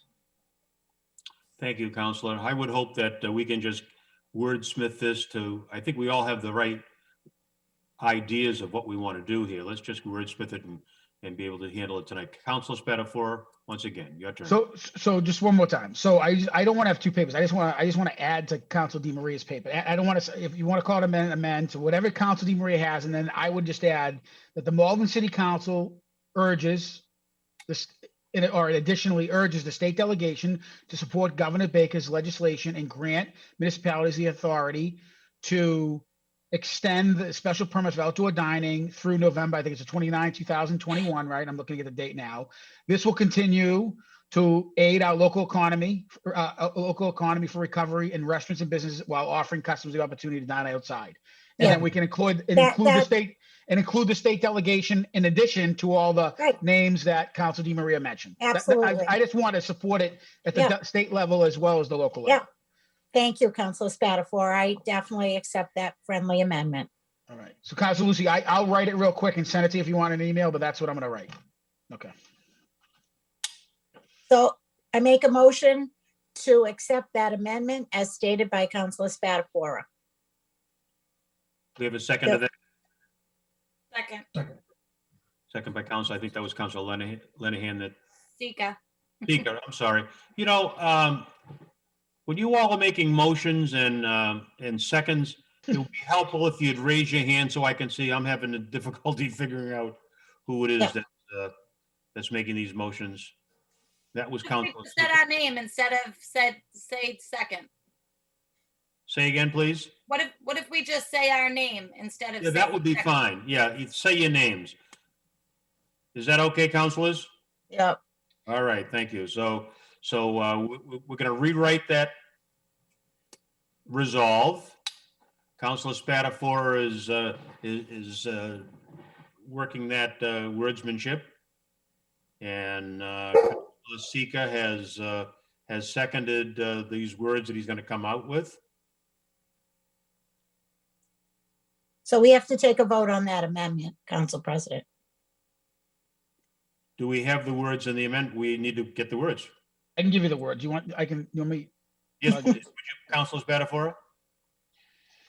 Yes, I was looking up the date. So the Malden City Council urges the state delegation to support the governor's legislation and grants municipalities the authority to extend special permits for restaurants offering outdoor dining through November 29th, 2021. This will continue to aid the recovery for our restaurants and businesses. I don't think that, yeah, I think that's in the second paragraph of the first one. Okay, that's fine. And then, Yeah, and then I would say include the state delegation. That's the only thing. perfect. Yep. All right. So now we had double talk there. So Councilor Spatafor, I'm going to ask you to do that again. The Malden City Council urges the state delegation to support the governor's legislation, because that hasn't been passed yet, that grants municipalities the authority to extend special permits for restaurants offering outdoor dining through November 29th, 2021. That's it. And then I would just want to copy in the state delegation, include them on that resolve. Greg Lucy, do you have that? I do have most of it in Council Spatafor. I'll send it to you. Send it to me. Okay, so we all heard that and it's been seconded by Councilor Sika. The clerk will call the roll on the amendment. Kamel, Kamel, yes. Condon, Condon, yes. Crow, Yes. Di Maria, Yes, Linehan, Linehan, yes. Murphy, Murphy, yes. O'Malley, O'Malley, yes. Sika, Sika, yes. Spatafora, Spatafor, yes. Winslow, Winslow, yes. Anderson. Anderson, yes. So that amendment has been approved now on the resolve as amended. Do we have a second on that one? I'll second that. O'Malley second. O'Malley second. O'Malley said that. Now we got it. Now we got it. So we have Full O'Malley. burn out. We have O'Malley seconding that. The clerk, please call the roll. Kamel, 10-4, good buddy. Kamel, yes. Condon, Condon, yes. Crow, Yes. Di Maria, yes, Linehan, Linehan, yes. Murphy, Murphy, yes. O'Malley, O'Malley, yes. Sika, Sika, yes. Spatafora, Spatafor, yes. Winslow, Winslow, yes. Anderson. Anderson, yes. So that resolve has been approved. That amended resolve has been approved. Next order of business. Paper 264-21 order be it hereby ordained by the Malden City Council that section 2.04.010 of the revised ordinance of 2020 be stricken and the following new section 2.040.010 be inserted in place thereof. The mayor shall establish and may from time to time amend a regular schedule of days and hours during which administrative offices of the city will be open to the public. The mayor may temporarily alter the schedule so establish an observance of legal holidays or when it is deemed that opening poses a threat to the health, safety, and welfare of city employees of the public. Councilor Sika for the paper. Refer to ordinance, please. On Councilor Sika's motion that we Condon, second. refer this to ordinance and has been seconded by Councilor Condon. Condon. Clerk will call the roll. Kamel, Kamel, yes. Condon, Condon, yes. Crow, Yes. Di Maria, yes, Linehan, Linehan, yes. Murphy, Murphy, yes. O'Malley, O'Malley, yes. Sika, Sika, yes. Spatafora, Spatafor, yes. Winslow, Winslow, yes. Anderson. Anderson, yes. That paper has been referred to committee. Next order of business.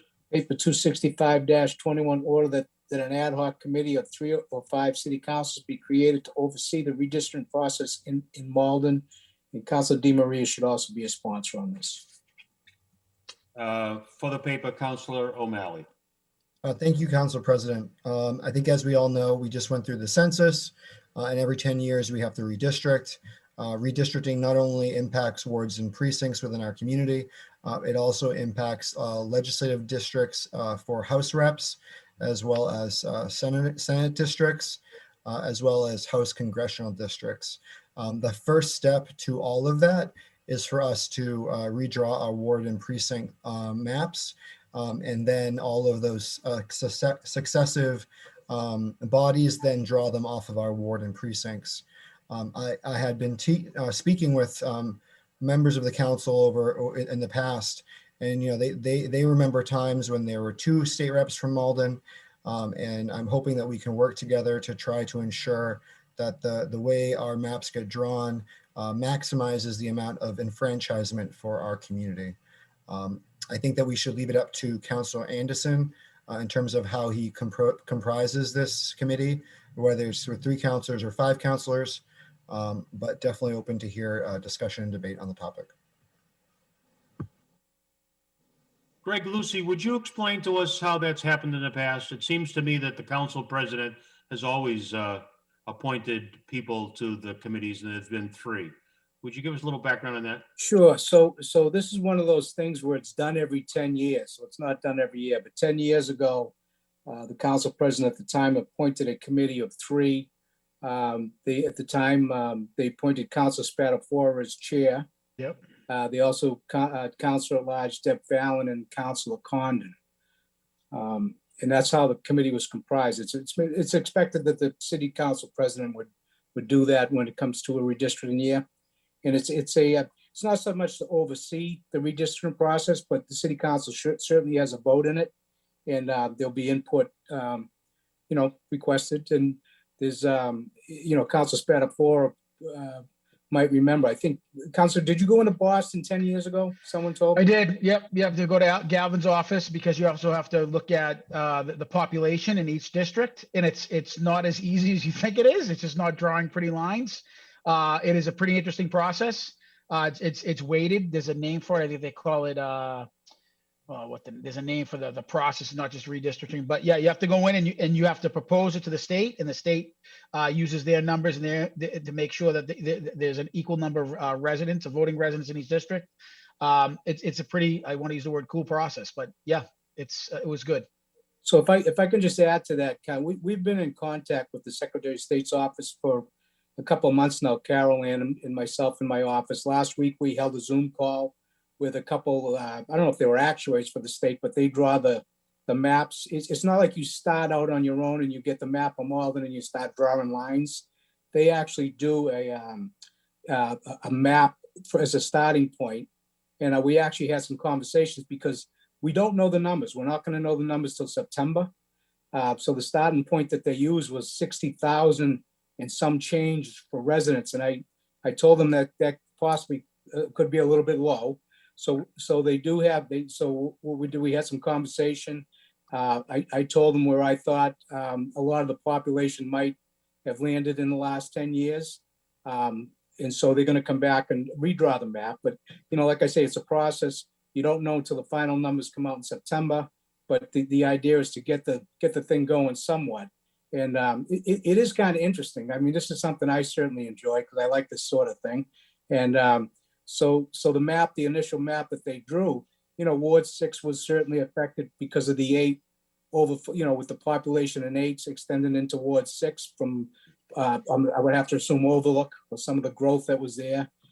Ward 4 would be affected, because of the apartment buildings that have gone up in the square that weren't here 10 years ago. So, the idea is you're not looking to relocate whole bunches of people. So you're just trying to do a fair and equal process.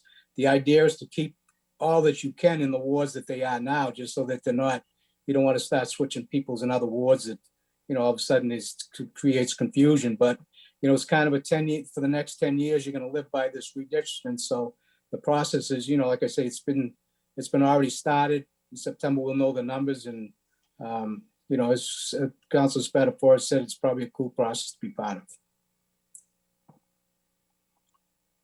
Anyone else wishing to speak on this? Councilor Murphy. Yes, I was never part of it, but I have been somebody who's been redistricted. And when we first built this home, we were actually in Ward 4. And then, 10 years ago, actually more than 10 years ago, I think it was 20 years ago, we wound up in Ward 5. So, obviously, some borderlines do change, but I guess I'm not understanding the reason for this order. It sounds like we have a process that's already in place, that has historically been in place where the council president, appoints folks to 3 counselors, and whether it's 3 or 5, I don't have any particular thought on whether 3's right or 5's right. But if the process is already in place and it started, I guess I don't really see why we have an order here. what's wrong with the process that we've always had. So I guess I would just throw that out there as a question. So I would just be happy to continue along the way we've always done it, knowing that the council does have a voice, and that we will all, hear from anyone on the council who represents us so that we can discuss, our own particular areas of concern. I see some other hands up that I'm gonna let jump in a second, but let me just jump in and say that my recollection, and I've been around long enough to see the ward lines change and so forth, that the city clerk's office has gone through a lot to make sure that they're following the guidelines that come down from the state in terms of having contiguous lines and the balancing of numbers is equal within each of the precincts and so forth. And then the clerk's office always went to each of the councilors to get their input and to get their buy-in. But I think we're way ahead of the game if we're talking about trying to put an ad hoc committee together right now. I would think that we'd want to hear from the city clerk for their office to do what they need to be doing now. And when we get closer to getting some of the numbers together, then we can consider how we go forward. So that's the input that I would have, but I'd like to hear more from folks who have not spoken. So Councilor Di Maria, we're going to let you in.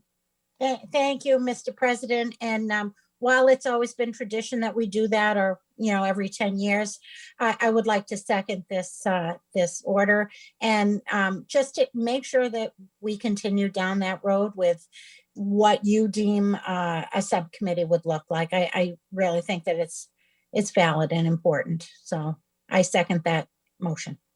Thank you. Councilor Condon, you're next. Thank you, Council President. You said it exactly the way I remember it. Karen Anderson had a lot of input in guiding us, making sure we stayed on track. And she made the process much easier than it could have been. So I don't think anything's been broken here. I just think maybe some of the other councils weren't around 10 years ago to see how the process can work. And it really wasn't a difficult process the way it happened, because Karen did a lot of work on it. And I'm sure Mr. Lucy will stay on top of this. So I have a lot of faith in him. Thank you, Councilor. Councilor Winslow? Yeah, no, I support this. I mean, I think it's just good to have some clarity and transparency about what's going to happen here. So I think it's I think that's all we're doing, and it sounds like we will ultimately follow the process that we have followed in the past. But I think it's good we're having this discussion now, and just would be good to have the transparency of who's responsible and how the role of the city council. So I'm just generally supportive, and look to working with the council president to get this going. Thanks. Councilor Kamel. Yeah, I guess my clarification is that, unless I'm mistaken, doesn't it sound like the motion here or the proposal here is relatively just codifying what we've done in the past? Right. Ways? So it's really not changing anything. It's sort of just a procedural way to say, but let's agree to go that route. I mean, that's what I'm hearing. So I don't really see what's there to disagree about. I don't understand. Thank you. That's fine. For the second thing, Councilor O'Malley. Thank you, Council President. Yeah, I do think it's important that the process be started before we go on summer recess. We also have an election going on. We're all going to be really busy. I do think that it is best that we start this process. Well, not all of us. It's important that we start this process early. As the clerk just indicated, the state has us at 60,000 people. We all know that's not true. And if we don't get started on this now and be united as a body, we're going to remain undercounted and underrepresented. I do think it's really important that we start this process now. Historically, it may have been a 3-member committee. I think that the fact that we are going to be so significantly impacted this time around, a 5-member committee might be beneficial. I did also speak with the Secretary of State, and they had indicated that any any particular ward or any particular neighborhood or a stakeholder that is significantly impacted, they should be involved in the process, and they should be involved in the process very early. And they did actually invite us into the state to review those maps and go with the clerk and better understand what that process is. So I do think this process does need to be transparent, because in the end, it is the city council that does draw these maps, which will impact the chain all the way up to Congress. So I am looking forward to working with my fellow councilors and the city clerk, as well as the council president. But I do think we should do this sooner rather than later. Okay, who has not spoken? Councilor Crowe. Thank you, Mr. President. So based on what Councilor O'Malley just kind of mentioned about including people that could be significantly affected by this, seems like this might be a little premature because we're not going to get the numbers till September. So then seeing those numbers, when they give you those preliminary numbers where the effects really might be, seems to be a better time to then put this committee together. Instead of, we're having this committee before we even have the numbers and know who's really affected. Thank you, Councilor. Councilor Spatafora.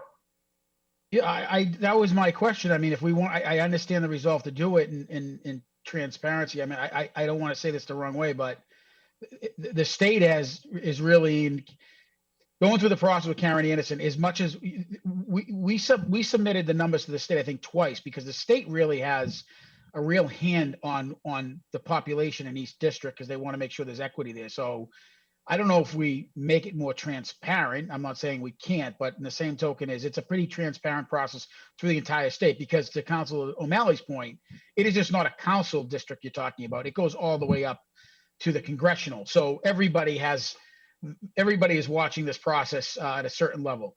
My question was, so the resolve is a 5-member, so that's almost a half the council would be on this committee, which I think that's a little too heavy. I think 3 is a good number. That's what I would support. And I think it's the president's decision. And the other thing, to Councilor Crow's point, is if this resolve wasn't here, we would still have to do this. So it's not like we have a choice. And what do we do? How do we start now if we don't have the numbers to start redistricting? Is the clerk, because if there's work to be done, I'm not necessarily opposed to it, but the clerk mentioned the districts weren't aligned yet, or the wards in this case. No, so what they do is in council, you may remember this when you were on it 10 years ago. It's not, they do it in blocks. So you take, like if you went down to, like, say Linden, where the cemetery is or whatever, it looks like this huge block on the map, but it isn't. There's nobody there. Residents. There's no one there, right? Yeah. So it's not voters, it's residents. Each precinct, it has to be the same, around the same number, give or take 5%. So if each precinct was 4,000 people, give or take 5%, that's what every precinct would have to be.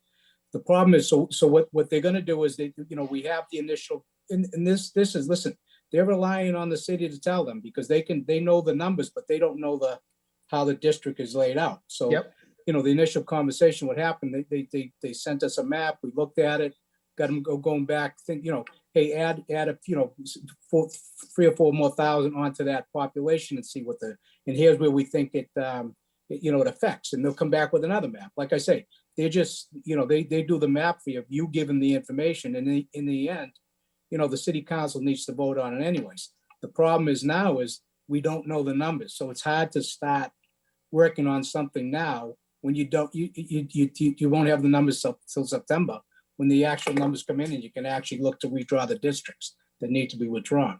But like I say, what you want to do is affect them, as few people as possible. That's the idea. But unfortunately, the population did, so some people will be affected by it. Thank Sorry, you. Mr. President. Who hasn't spoken? Councilor Murphy, I don't, you have spoken once already. You haven't spoken twice. Councilor Murphy, I'm going to let you in. Yes, thank you, Mr. President. I would just say that I think this is premature. It's a process that we go through on every decade. I don't see the reason for this order on the docket tonight, or taking up all the time we've taken to talk about it. It's a process that's in place, and we know how this works. We know that Clerk Lucy and his staff has already started the process, and it will come down to us, at the appropriate time. So, I would make a motion to maybe table the paper if we don't want to just outright kill the order. Not that we'd get the votes to kill it, but I mean, I'm not even sure why the paper's on here, to be perfectly honest with you. Condon seconds it. Table. Okay, you guys hold that tabling motion. Let me let these others in for a second here. Councilor DiMaria, go ahead. You have something new to add? Well, the tabling motion overrules. I had seconded the original. If you I have had- anything new to add. I just wanted to say that it's better to be organized than not organized. And whether you form this week or in August, if we're on recess, what would be the difference? I mean, I'm all about being organized, and it's not about, and certainly this has nothing to do with the clerk's department at all. Of course, everybody would be working together. So it's a matter of, rushing around and getting things done, or being organized and being able to squeeze in a couple of meetings to get yourself organized. So, but tabling takes priority, so whatever. Councilor O'Malley. Thank you, Council President. I don't think there's a benefit to waiting. Councilor Murphy kind of hit the nail on the head earlier. She lived on the border of Ward 4 and Ward 5 and was redistricted out of 4. There's a current candidate in Ward 5 who lives on the border of Ward 5 and Ward 4. I do think that it is important that we figure this out earlier in the process and not closer towards the election, because there could be a chance that some people who are running could be redistricted out of the wards they're running in. I think it is in the best interest of everyone that we do this early. The clerk just said that he has already received a draft map from the Secretary of State. Maybe it would be helpful to distribute that to the full council so we can see what the draft map is. You said Ward 6 was impacted. You said Ward 8 was impacted. You said Ward 4 and Ward 5. There are competitive races in all of those wards. This process should be transparent, and anything that's being provided to the clerk should also be provided to the council. Thank you, Councilor. Councilor Condon. I just was gonna make a motion to to table it. One last comment. We'll let Councilor Kamel, if he has something new to add, and then we'll deal with the tabling motion. Yeah, well, I'd like to ask through the chair to the city clerk, just give him an opportunity to clarify anything there, because I thought some of those examples were from 10 years ago. And then also, is there any possibility that this would affect the upcoming municipal elections? I would not think so. I don't think that it starts. No, affecting us. they wouldn't take place till after December 31st, any changes. So it wouldn't affect this fall election. And I think some of the examples you gave in terms of Ward 6, probably the only one I was listening to, was Ward 8 got bigger and shifted over, lost part of Ward 6 10 years ago. That's what you were referring to, right? I think. No, it'd be actually this time. And again, it's the Oh, map okay. that- What's this time? Okay, well, I should listen to that. the map that All they right. provided was just a rough draft. I mean, so you have Sure. this first initial Zoom contact with them, Okay. and you're just going over it, and they brought up a map on the screen, and here's what they saw, and then we talked about it. The meeting was probably about a half an hour. They were going to go back and say, okay, we'll try to configure it some other places. They even mentioned at what point you might consider going to 9 wards, which that would only be, clearly as a last resort. To me, you'd rather go 3 precincts in each ward than a 9th ward, because you'd have an even amount of councilors. But I don't think it will get to that point. So it's just, like I say, that the number they use, I want to say was around 60,500. And I indicated to them that I don't think that's an accurate number. I think we need to figure out if there was, 64,000 or even 65,000, just to get an idea what we're looking at, if there was that number, which we won't know until September. One more clarification on timeline. We would get the numbers in September. They would go into effect on December 31st. And in the meantime that's the time we get to complete this process. So what you do is when by does October 31st, you'd have to give it to the state, who then they would prove at their level and everything would go into effect. So we get the numbers in September, and then by October 31st, we have to complete the process. Yeah, I mean, you could, September, the latest, you could get them in August, maybe. I'm not really counting on it. They didn't Alright. sound like that too. Thank you for the clarification. I appreciate it. Thank you. Okay, so we have a tabling motion that's been made by Councilor Murphy, been seconded by Councilor Condon. Let's call the roll on tabling. Kamel, No. Condon, Condon, yes. Crow, Yes. DiMaria, No, Linehan, Linehan, no. Murphy, Murphy, yes. O'Malley, O'Malley, no. Sika, Sika, yes. Spatafora, Metaphor, yes. Winslow, So no. Anderson, Anderson, yes, tabling. papers table 6-5. Yeah, councilors, I'll be making appointments despite this being tabled, when we get closer to the time when the city clerk has some more information, I will be appointing a committee, an ad hoc committee to take a look at that. So, but I don't think it's necessary that we do this now.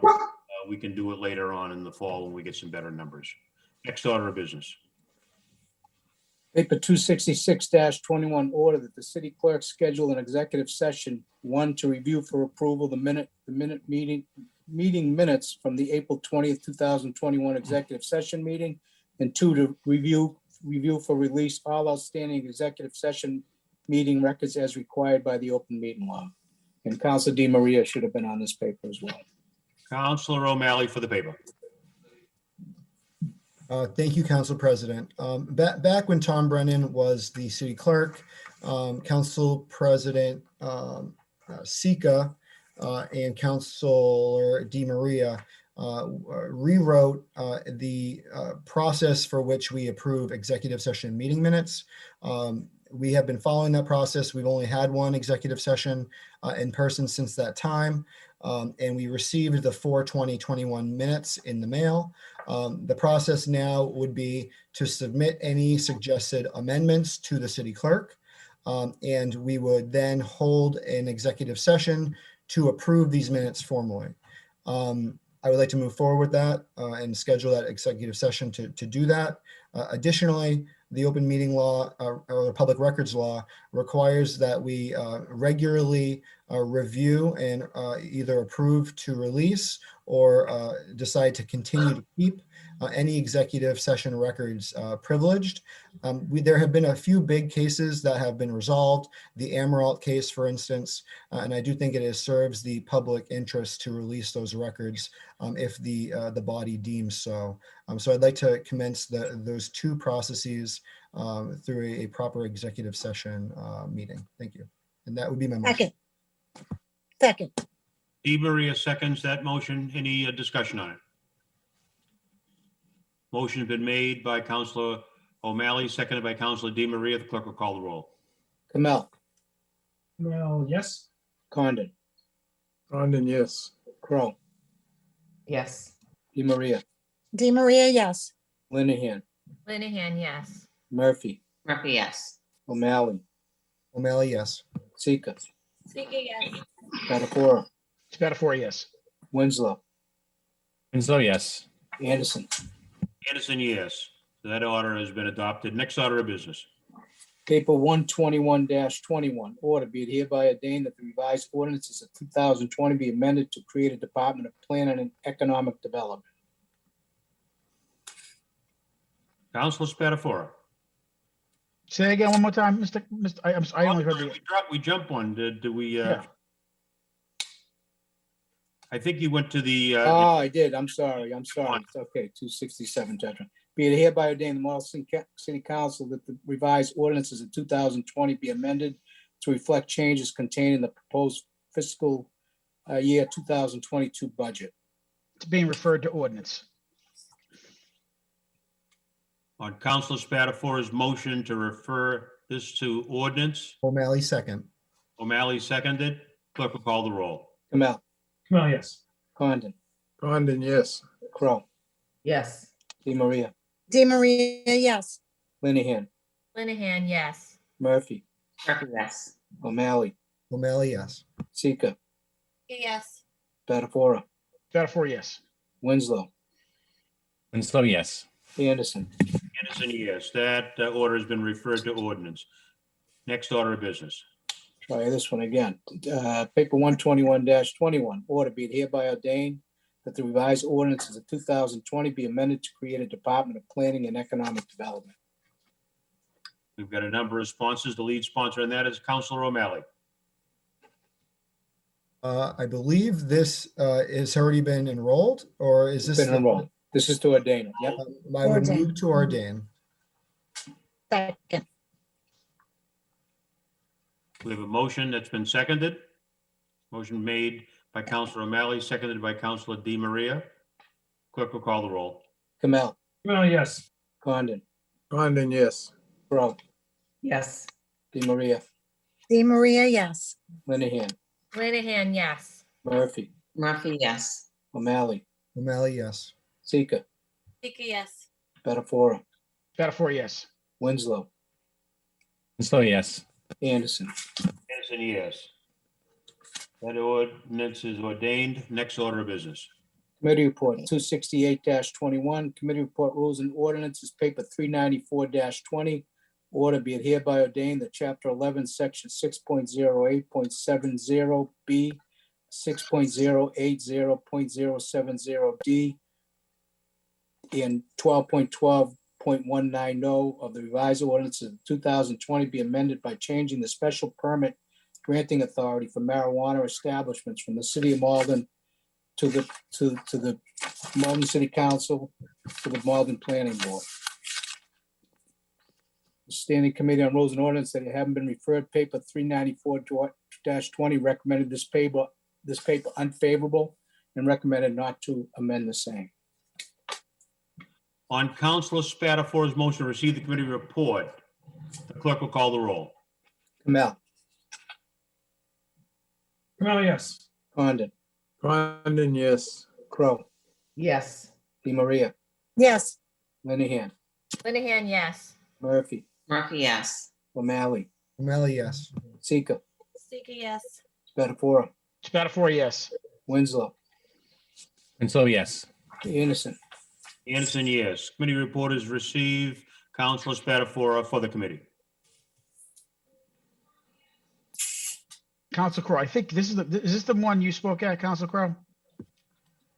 Yes. So Yeah, become. so I'm going to defer, Mr. President, if you don't mind, I actually didn't chair this ordinance committee. I actually let Council Crowe chair that, so if you don't mind, I'd like to have Council Crowe speak in the For the paper. committee. Thank you. Thank you, Mr. President. So the Rules and Ordinance Committee met to discuss, moving the special granting authority over to the planning board. And even at that meeting, there was 4 members.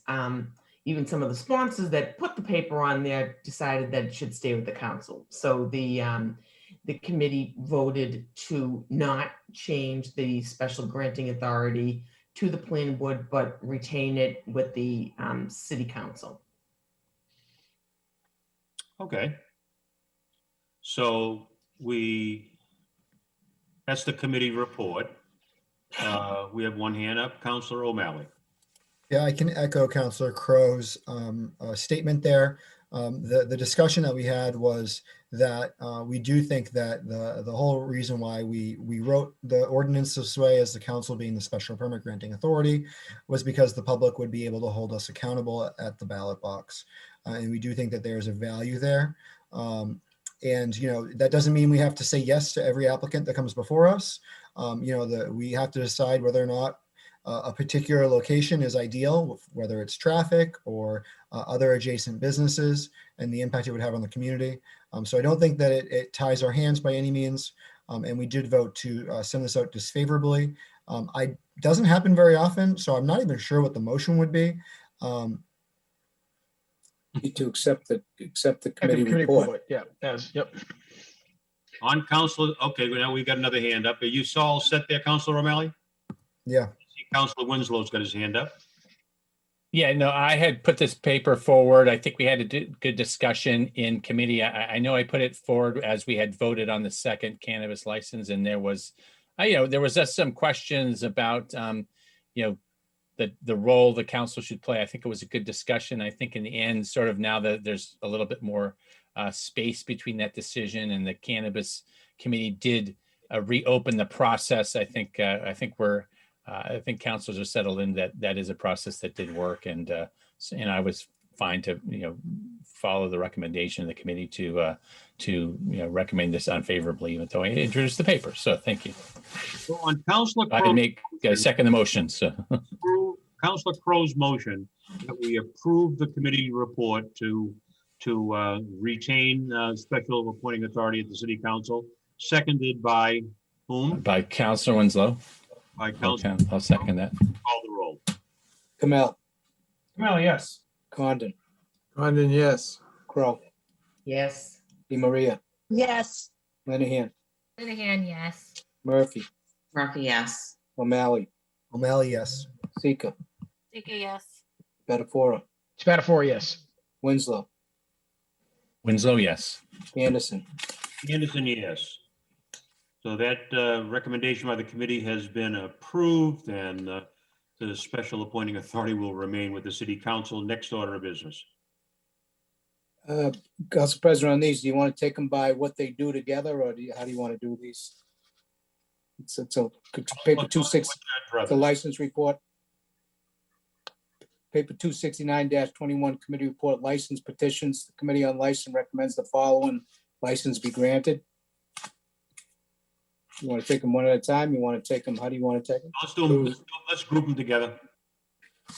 Okay, the first one would be paper 205. Receive the committee report first. On Councilor Motion to receive the committee report. Portal, the clerk will call the roll. Kamel, Kamel, yes. Condon, Condon, yes. Crow, Yes. Di Maria, Yes. Lenahan, Linehan, yes. Murphy, Okay, now hold on a second. This is to receive the committee Murphy, report, yes. Councilor. Murphy, yes. O'Malley, Yes. Sika, Sika, yes. Spatafora, Spatafora, yes. Winslow, Winslow, yes. Anderson, Anderson, yes. Committee report is received. Councilor Condon for the committee. Thank you, Council President. We met several weeks ago, and we got some input from our compliance officers. And to be quite honest with you, all of these licenses, a problem was not identified in any of them. So however you decide to take them, I'd recommend, along with the committee, that they be granted. Sika, second. So on Councilor Condon's motion that we grant these license petitions in mass, Mr. Lucy, would you just read the names of them sure, and the amounts and so forth, and we'll vote in mass. sure. Paper 205-21 secondhand deal at GameStop, 44 Broadway, Suite A, 110. Malden is a renewal. Paper 206-21 outdoor parking, Northeast Transport and Snow Services, Inc., 531 Rear Broadway, 5 spaces, it's a renewal. Paper 184-21 outdoor parking, Andrea Sistos, 25 Florence Street, 34 spaces, it's a renewal. Paper 185-21 outdoor parking, Andrea Sistos, 29 Madison Street, 40 spaces, it's a renewal. Paper 186-21 outdoor parking, Robert McNulty, 28 Cedar Street, 14 spaces, it's a renewal. Paper 187-21 pawnbroker, Golden Diamonds, etc., Inc., 29 Pleasant Street, it's a renewal. Paper 188-21 secondhand deal at Golden Diamonds, etc., Inc., 29 Pleasant Street, it's a renewal. Paper 189-21 pool table, Irish American, 177 West Street, 2 tables, it's a renewal. Paper 190-21 pool table, Club 24 Inc., 787 Salem Street, 2 tables, it's a renewal. and paper 191-21 self-service gas station Speedway, number 2504, 214 Broadway. It's a renewal. So on Councilor Condon's motion that we grant these petitions, that's seconded by whom? Council Seeker. Councilor Zika seconds it. The clerk will call the roll. Kamel. Oh, yes. Condon. Condon, yes. Crow. Yes. Di Maria. Yes. Linehan. Linehan, yes. Murphy. Murphy, yes. O'Malley. Yes. Seeker. Sika, yes. Spatafora. Spatafora, yes. Winslow. Winslow, yes. Anderson. Anderson, yes. Those petitions have been granted. Next order of business. Paper 270-21, Committee Report, Public Safety, paper 196-21. Order that the City Council vote to authorize the Malden Fire Department through its Fire Chief and Fire Commissioner, including any ambulance or other EMS component, to render and extend mutual aid, emergency aid, perform details, and render any such additional emergency assistance to another city or town, fire district, or area under federal jurisdiction in the Commonwealth of Massachusetts, or any adjoining state in extinguishing fires thereon, or rendering any other emergency aid or performing any detail as contemplated in accordance with Mass General Laws, Chapter 48, Section 59A, and in rendering such aid or performing such duties, the members of the Malden Fire Department shall have the same immunities and privileges as it performing the same within the city of Malden. And further, vote to recommend that the City Council vote to authorize the mayor and fire chief as amended to read to enter the mutual aid agreement with Metro Fire District 13, consisting of 36 communities in Massport, consistent with the provisions of Mass General Law 4859A. The Standing Committee on Public Safety, to whom is referred paper 196, series of 2021, have considered the same, make the following report. Committee recommends the paper out favorably to the full City Council. Councilor Winslow for the committee. Oh, I'm sorry, Councilor Winslow moves that we receive the committee report. Yep. Yes, I make that motion to receive the report. Second, Amanda Linehan. Second by Guy Lenahan. Clerk will call the roll. Kamel. Kamel, yes. Condon. Condon. Condon, yes. Crow. Yes. Di Maria. Yes. Linehan. Linehan, yes. Murphy. Murphy, yes. O'Malley. Yes. Seeker. Sika, yes. Spatafora. Spatafora, yes. Winslow. Winslow, yes. Anderson. Anderson, yes. Committee report is received. Councilor Winslow for the committee. So this is a paper, the city has been in a mutual aid agreement for about 10 years. This is basically an updated renewal of that, no significant things. I mean, the Malden Fire Department has been providing mutual aid since 150 years ago when the Great Boston Fire happened, and as recently as this past week over in Revere. So this is something we do. And this is just creating the legal structure so that our city and our firefighters are protected and as they would if they were fighting a fire in Malden. So that's really the spirit of the paper. And this is I did have city attorney Fallon look at this and make sure we were using the proper language. So she did provide this language after that check. And so I think we had a good discussion with the chief, and this is an important service. It helps Malden because we receive the mutual aid back from other communities, but we also benefit because mutual aid helps us spread the burden of providing firefighting services when the major fires happen. So thank you. Thank you, Councilor. Councilor O'Malley. Without belaboring the point, I mean, I think this is a great paper. This is a 20-year contract tying us to our surrounding communities for regional support when it comes to emergency operations. Well, what we've learned, from the September 11th attacks and various other things that have happened in the past, we are all in this together, and it's impossible for us to individually take care of our community without the support of our neighbors and vice versa. There have been so many great stories of Malden firefighters helping neighboring communities. And I think this is worthwhile, and I'm fully in support and would second Councilor Winslow's motion. Thank you, Councilor. Councilor Spatafora.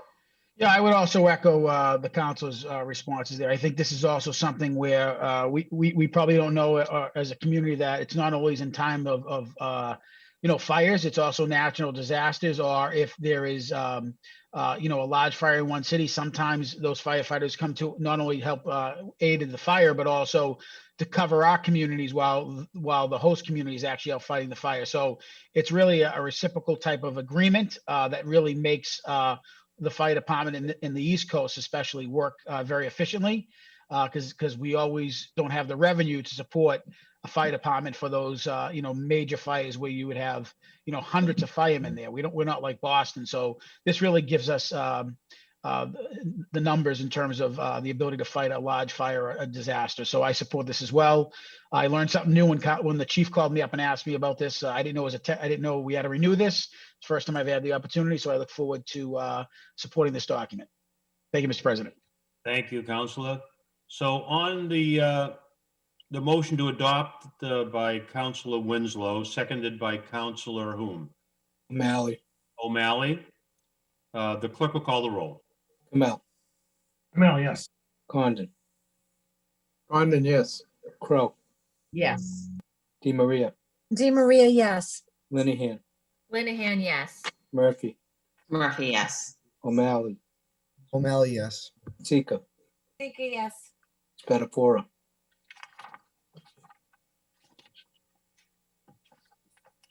Spatafora.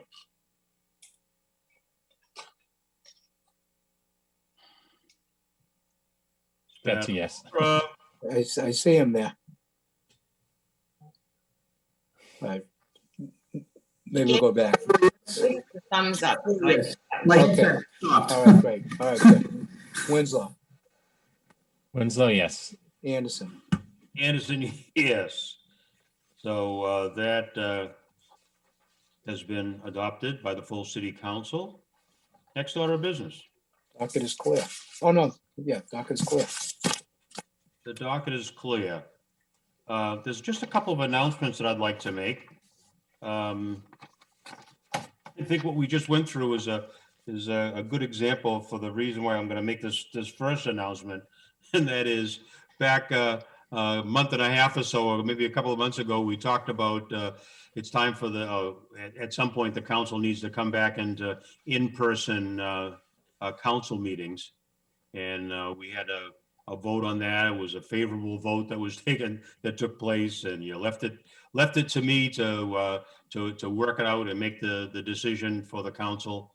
And I thank you for that. And I've decided that it's time for us to go back into in-person meeting, so that we don't have to worry about whether or not people can turn their mute button on or off, and we can know that we can hold a number of subcommittee meetings at the same time. So it's time for us to go back into in-person meeting. So I've already asked Greg Lucy if he will start planning for the June 8th meeting. I think that's the Tuesday. June 8th meeting is when we will go back for the balance of this year, going back into in-person meeting. I want to thank Eric Rubin for the petitions and so forth that he has put up. For those of you who have had a chance to walk through the council chambers, we could have done this some month ago, but there was some resistance to it. And recently, as you know, that the governor has relaxed many of the capacity regulations. The kids are back in school. City Hall is being opened up. It's time for us to go back into in-person meetings. And so June 8th will be our first announcement for our first meeting for that. The second thing is that we had some guidance that went out a couple of weeks ago from our Director Webb on the 4th of July situations, that we were advised by the Board of Health that we really shouldn't be holding our traditional 4th of July activities. And, given the potential for super spreaders that has taken place around the country, and given the fact that we've been on a downward trend, let's not change that projectile. So Chris Webb's advice to us was that we not have the traditional 4th of July ceremonies this year. But then the governor came out just the other day saying he's relaxing many of those things. So I've had a chance to talk with most all of you today, everyone who would respond to my calls, and getting your sense of where we should be going. And it seems like, again, even though the governor has relaxed these many of the regulations and so forth and the restrictions, that we should not be holding the traditional 4th of July ceremonies. Let's keep our kids safe. As you know, the majority of the 4th of July traditions are directed toward those youngsters that are in our neighborhood. And you know that the youngsters 12 and below have not been vaccinated. We don't have vaccines for that. And given the difficulty of trying to keep things safe, I think we've all kind of agreed, and this has been the conversations that I've had with just about all of you, that says the same thing. Let's not do it this year. Let's keep ourselves safe as we go forward. So there are a couple of hands that are raised before we go into personal privilege, and so I'll let Councilor Murphy speak first. Councilor Murphy. Actually, Mr. President, I thought it was personal privilege, so I was. I've got another announcement that I'll make. My hand was up for personal privilege. All right. Anyone else wishing to speak before we get to personal privilege? Okay. Councilor Linehan says she'd like to speak before personal privilege. Thank you, Mr. President. I just quickly wanted to thank you for communicating that clearly to both us and the public. I think that was definitely the right move to, get our board vaccinated, get those partitions put in place in the building. Definitely looking forward to being back together. And I guess I would just urge us to think about, particularly as the legislature contemplates, what a quorum looks like in the new normal, if there's an opportunity for us to invite the public to be doing some type of hybrid participation. I've had a lot of constituents asking me if they are welcome to come in person or if they can participate online. So just to make sure that we put a lot of thought into that, communicate it out. I've got a lot of residents asking me, people are loving the engagement and the ability to watch, from home when we don't all have childcare up and running at full freight again. And so just lots of things to think about, but thank you for taking those steps to get everyone on the same page and communicate that to the public, and looking forward to getting back together. Yeah, thank you, Councilor, because I think you all know how much I love these 4th of July activities with all the work it is for ward councilors. And so, but this I believe is a safe thing to do. Councilor Winslow, you had something to say. Just personal privilege. Are we ready for that, or? Yes, personal privilege. Okay, I just wanted to say we have Memorial Day coming up this weekend. So, so I just want to make sure everybody recognizes that. I was actually down in Trafton Park this week doing some preparation for the Ed Garvin Memorial and the Trafton Memorial. So just there'll be some smaller events, but I think Councilor Murphy might also have something about something that's happened in Forestdale. So just want to say, just remembering all those who gave the ultimate sacrifice to our freedom. And let's be sure we remember them, and thank everybody who came out and our veterans officer, Kevin Jarvis, for getting out 10,000 flags in honor of our former Memorial Day. So, and the people who have served our country. So just wanted to acknowledge Memorial Day. Thank you. Thank you, Councilor. Councilor O'Malley. Thank you, Council President Anderson. Again, also wishing everyone a respectful and happy Memorial Day. I also just wanted to echo that I do support Councilor Anderson's decision to go back in person. I believe that the entirety of the council is now vaccinated, which is a huge milestone to make this possible. I do believe that with the new guidelines from the state, it is safe to do so. And one of the things I would echo to what Councillor Linehan had said, there has been a immense amount of public participation with the fact that people can attend from their home. Not only people who are too lazy to go to a city council meeting, but also people who are maybe unable to and not able to come to a city council meeting. And so I do think that having that ability is very valuable. And I do think it's something that should be lost, particularly when we have spent a nice penny on a beautiful state of the art city hall that should make this very, very, very possible and effective. So thank you, Council President Anderson. I look forward to seeing you on June 8th. Thank you, Councilor. Councilor Murphy. Thank you, Mr. President.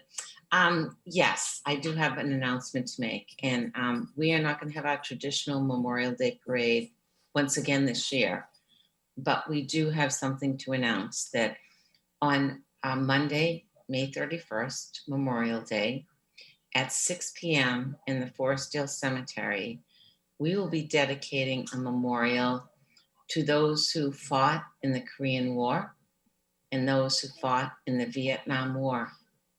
For those soldiers who are still alive today, for those who have been wounded, are those, as every day we say, who have been given the ultimate sacrifice. We will be representing them on Monday with a wonderful celebration of a memorial that is just amazing. We also have the pleasure of having the Marine Quartet Band, which through Jimmy Cahill's efforts, our superintendent of the Forestdale of all the cemeteries in Malden, he has engaged them. They will be here in Malden to perform for us. So we hope that you will all come and celebrate this wonderful memorial that's going to be dedicated. It will definitely be a time for celebration. The cemetery, as we all know, is very large, so there's a lot of room for social distancing, to be able to sit out and enjoy the dedication, but then sit and just kind of reflect, listening to the Marine Quartet. Bring a chair, bring a blanket, and we'll be able to space out and just have a wonderful evening in celebration of all of the folks who have served us in the past, present, and will serve us in the future to keep America what it is. Home of the free. Oh, the home of the free and the, yeah. I just messed that up. I'm so sorry. Oh my God. Yeah. So I'm so sorry I did that. But anyway, it's going to be an amazing evening, and we look forward to seeing all of the Malden residents there who would like to join us. So, and I want to thank Jim Cahill, obviously our veteran service staff, and everyone who's put a tremendous amount of effort into this memorial, which is going to be spectacular. It's going to be lit up at night. It's going to, once the dusk comes, there'll be lighting there and it'll all be lit up. It's going to be spectacular. So thank you. Honoring soldiers, sailors, Marines, and air. Everybody. I know the Marine Band's coming, which is amazing, but it's everyone who fought, not just in the Korean War and the Vietnam War, but if you walk through the Forestdale Cemetery, if you've ever had the pleasure of walking through and looking at all of the gravestones in there from the Revolutionary War all the way up to any war that's happened since then. It is just an amazing cemetery filled with so many memories. And this is just it's an awesome dedication. I'm so proud to be a part of it. So thank you. Thank you, Councilor. Councilor Spatafora. Thank you, Mr. President. I want to start off certainly with, I'm happy to go back to the City Council. I'm not going to sit here and say I wasn't a little jealous or envious of seeing some of those other committees share that space that I think everybody here had some input into, both the location and the design, but it's good to get back. And there has been some challenges, and Clerk Lucy and I have been discussing, just because of having one Zoom and a lot of people participate in the same meetings, to have concurrent meetings. And it's been great that all the councils have been attending the meetings together. But when we get back to, I would say, the normal course of business, everybody here knows you have to be in different places at different times, and we can get some more meetings scheduled, some around the timeline. So I'm looking forward to be in the building, and certainly happy to to walk into that council and really get the full glory of it. So that's the first thing.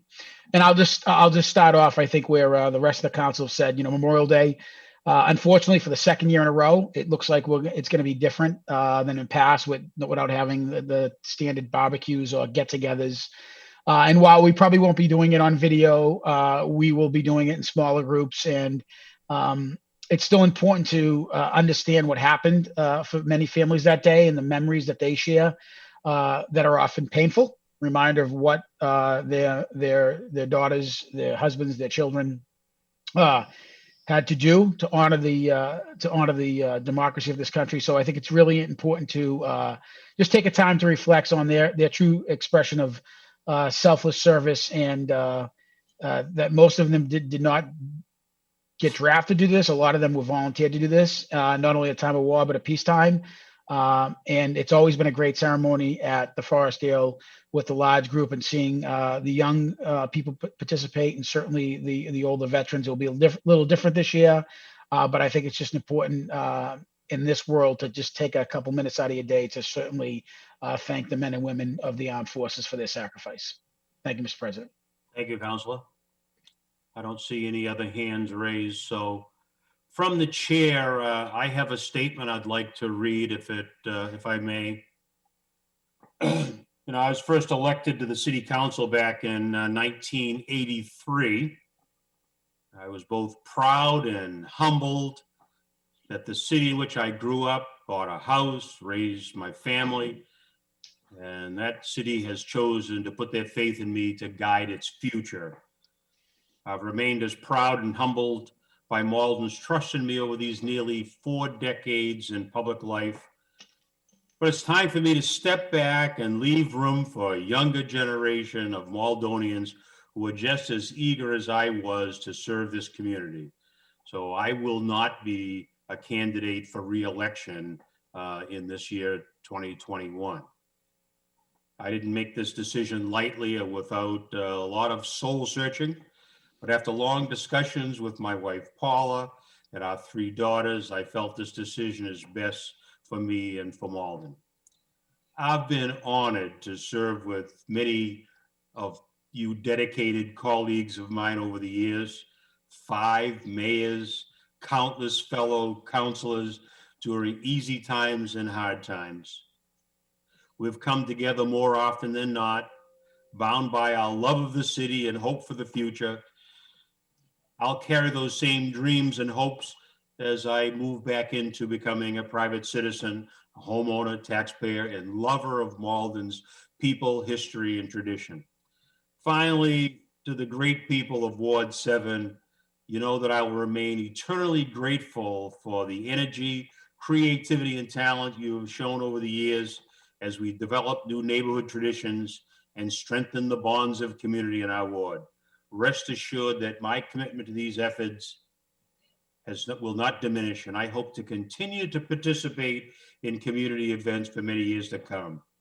I know that there'll be an amazing slate of candidates from whom you'll be able to choose from in the fall, and I know that you will make the best choice as we go forward. So for me, the end of this era will end for me at the end of December, and I leave with mixed emotions of love serving, but I think it's time for me to move on and make room for others to go forward. So with that, I will look for a motion to adjourn. Motion to Motion to adjourn. adjourn. Second. We have a motion by Councilor Murphy to adjourn. It was Councilor Condon, I believe, that seconded that motion. The clerk will call the roll. Kamal, Well, yes. Condon, Condon, yes. Crow, Yes. Di Maria, Yes. Linehan, Linehan, yes. Murphy, Murphy, yes. O'Malley, Yes. Seeker, Sika, yes. Spatafora, Metaphor, yes. Winslow, Winslow, yes. Anderson. Anderson, yes. Good night, councilors.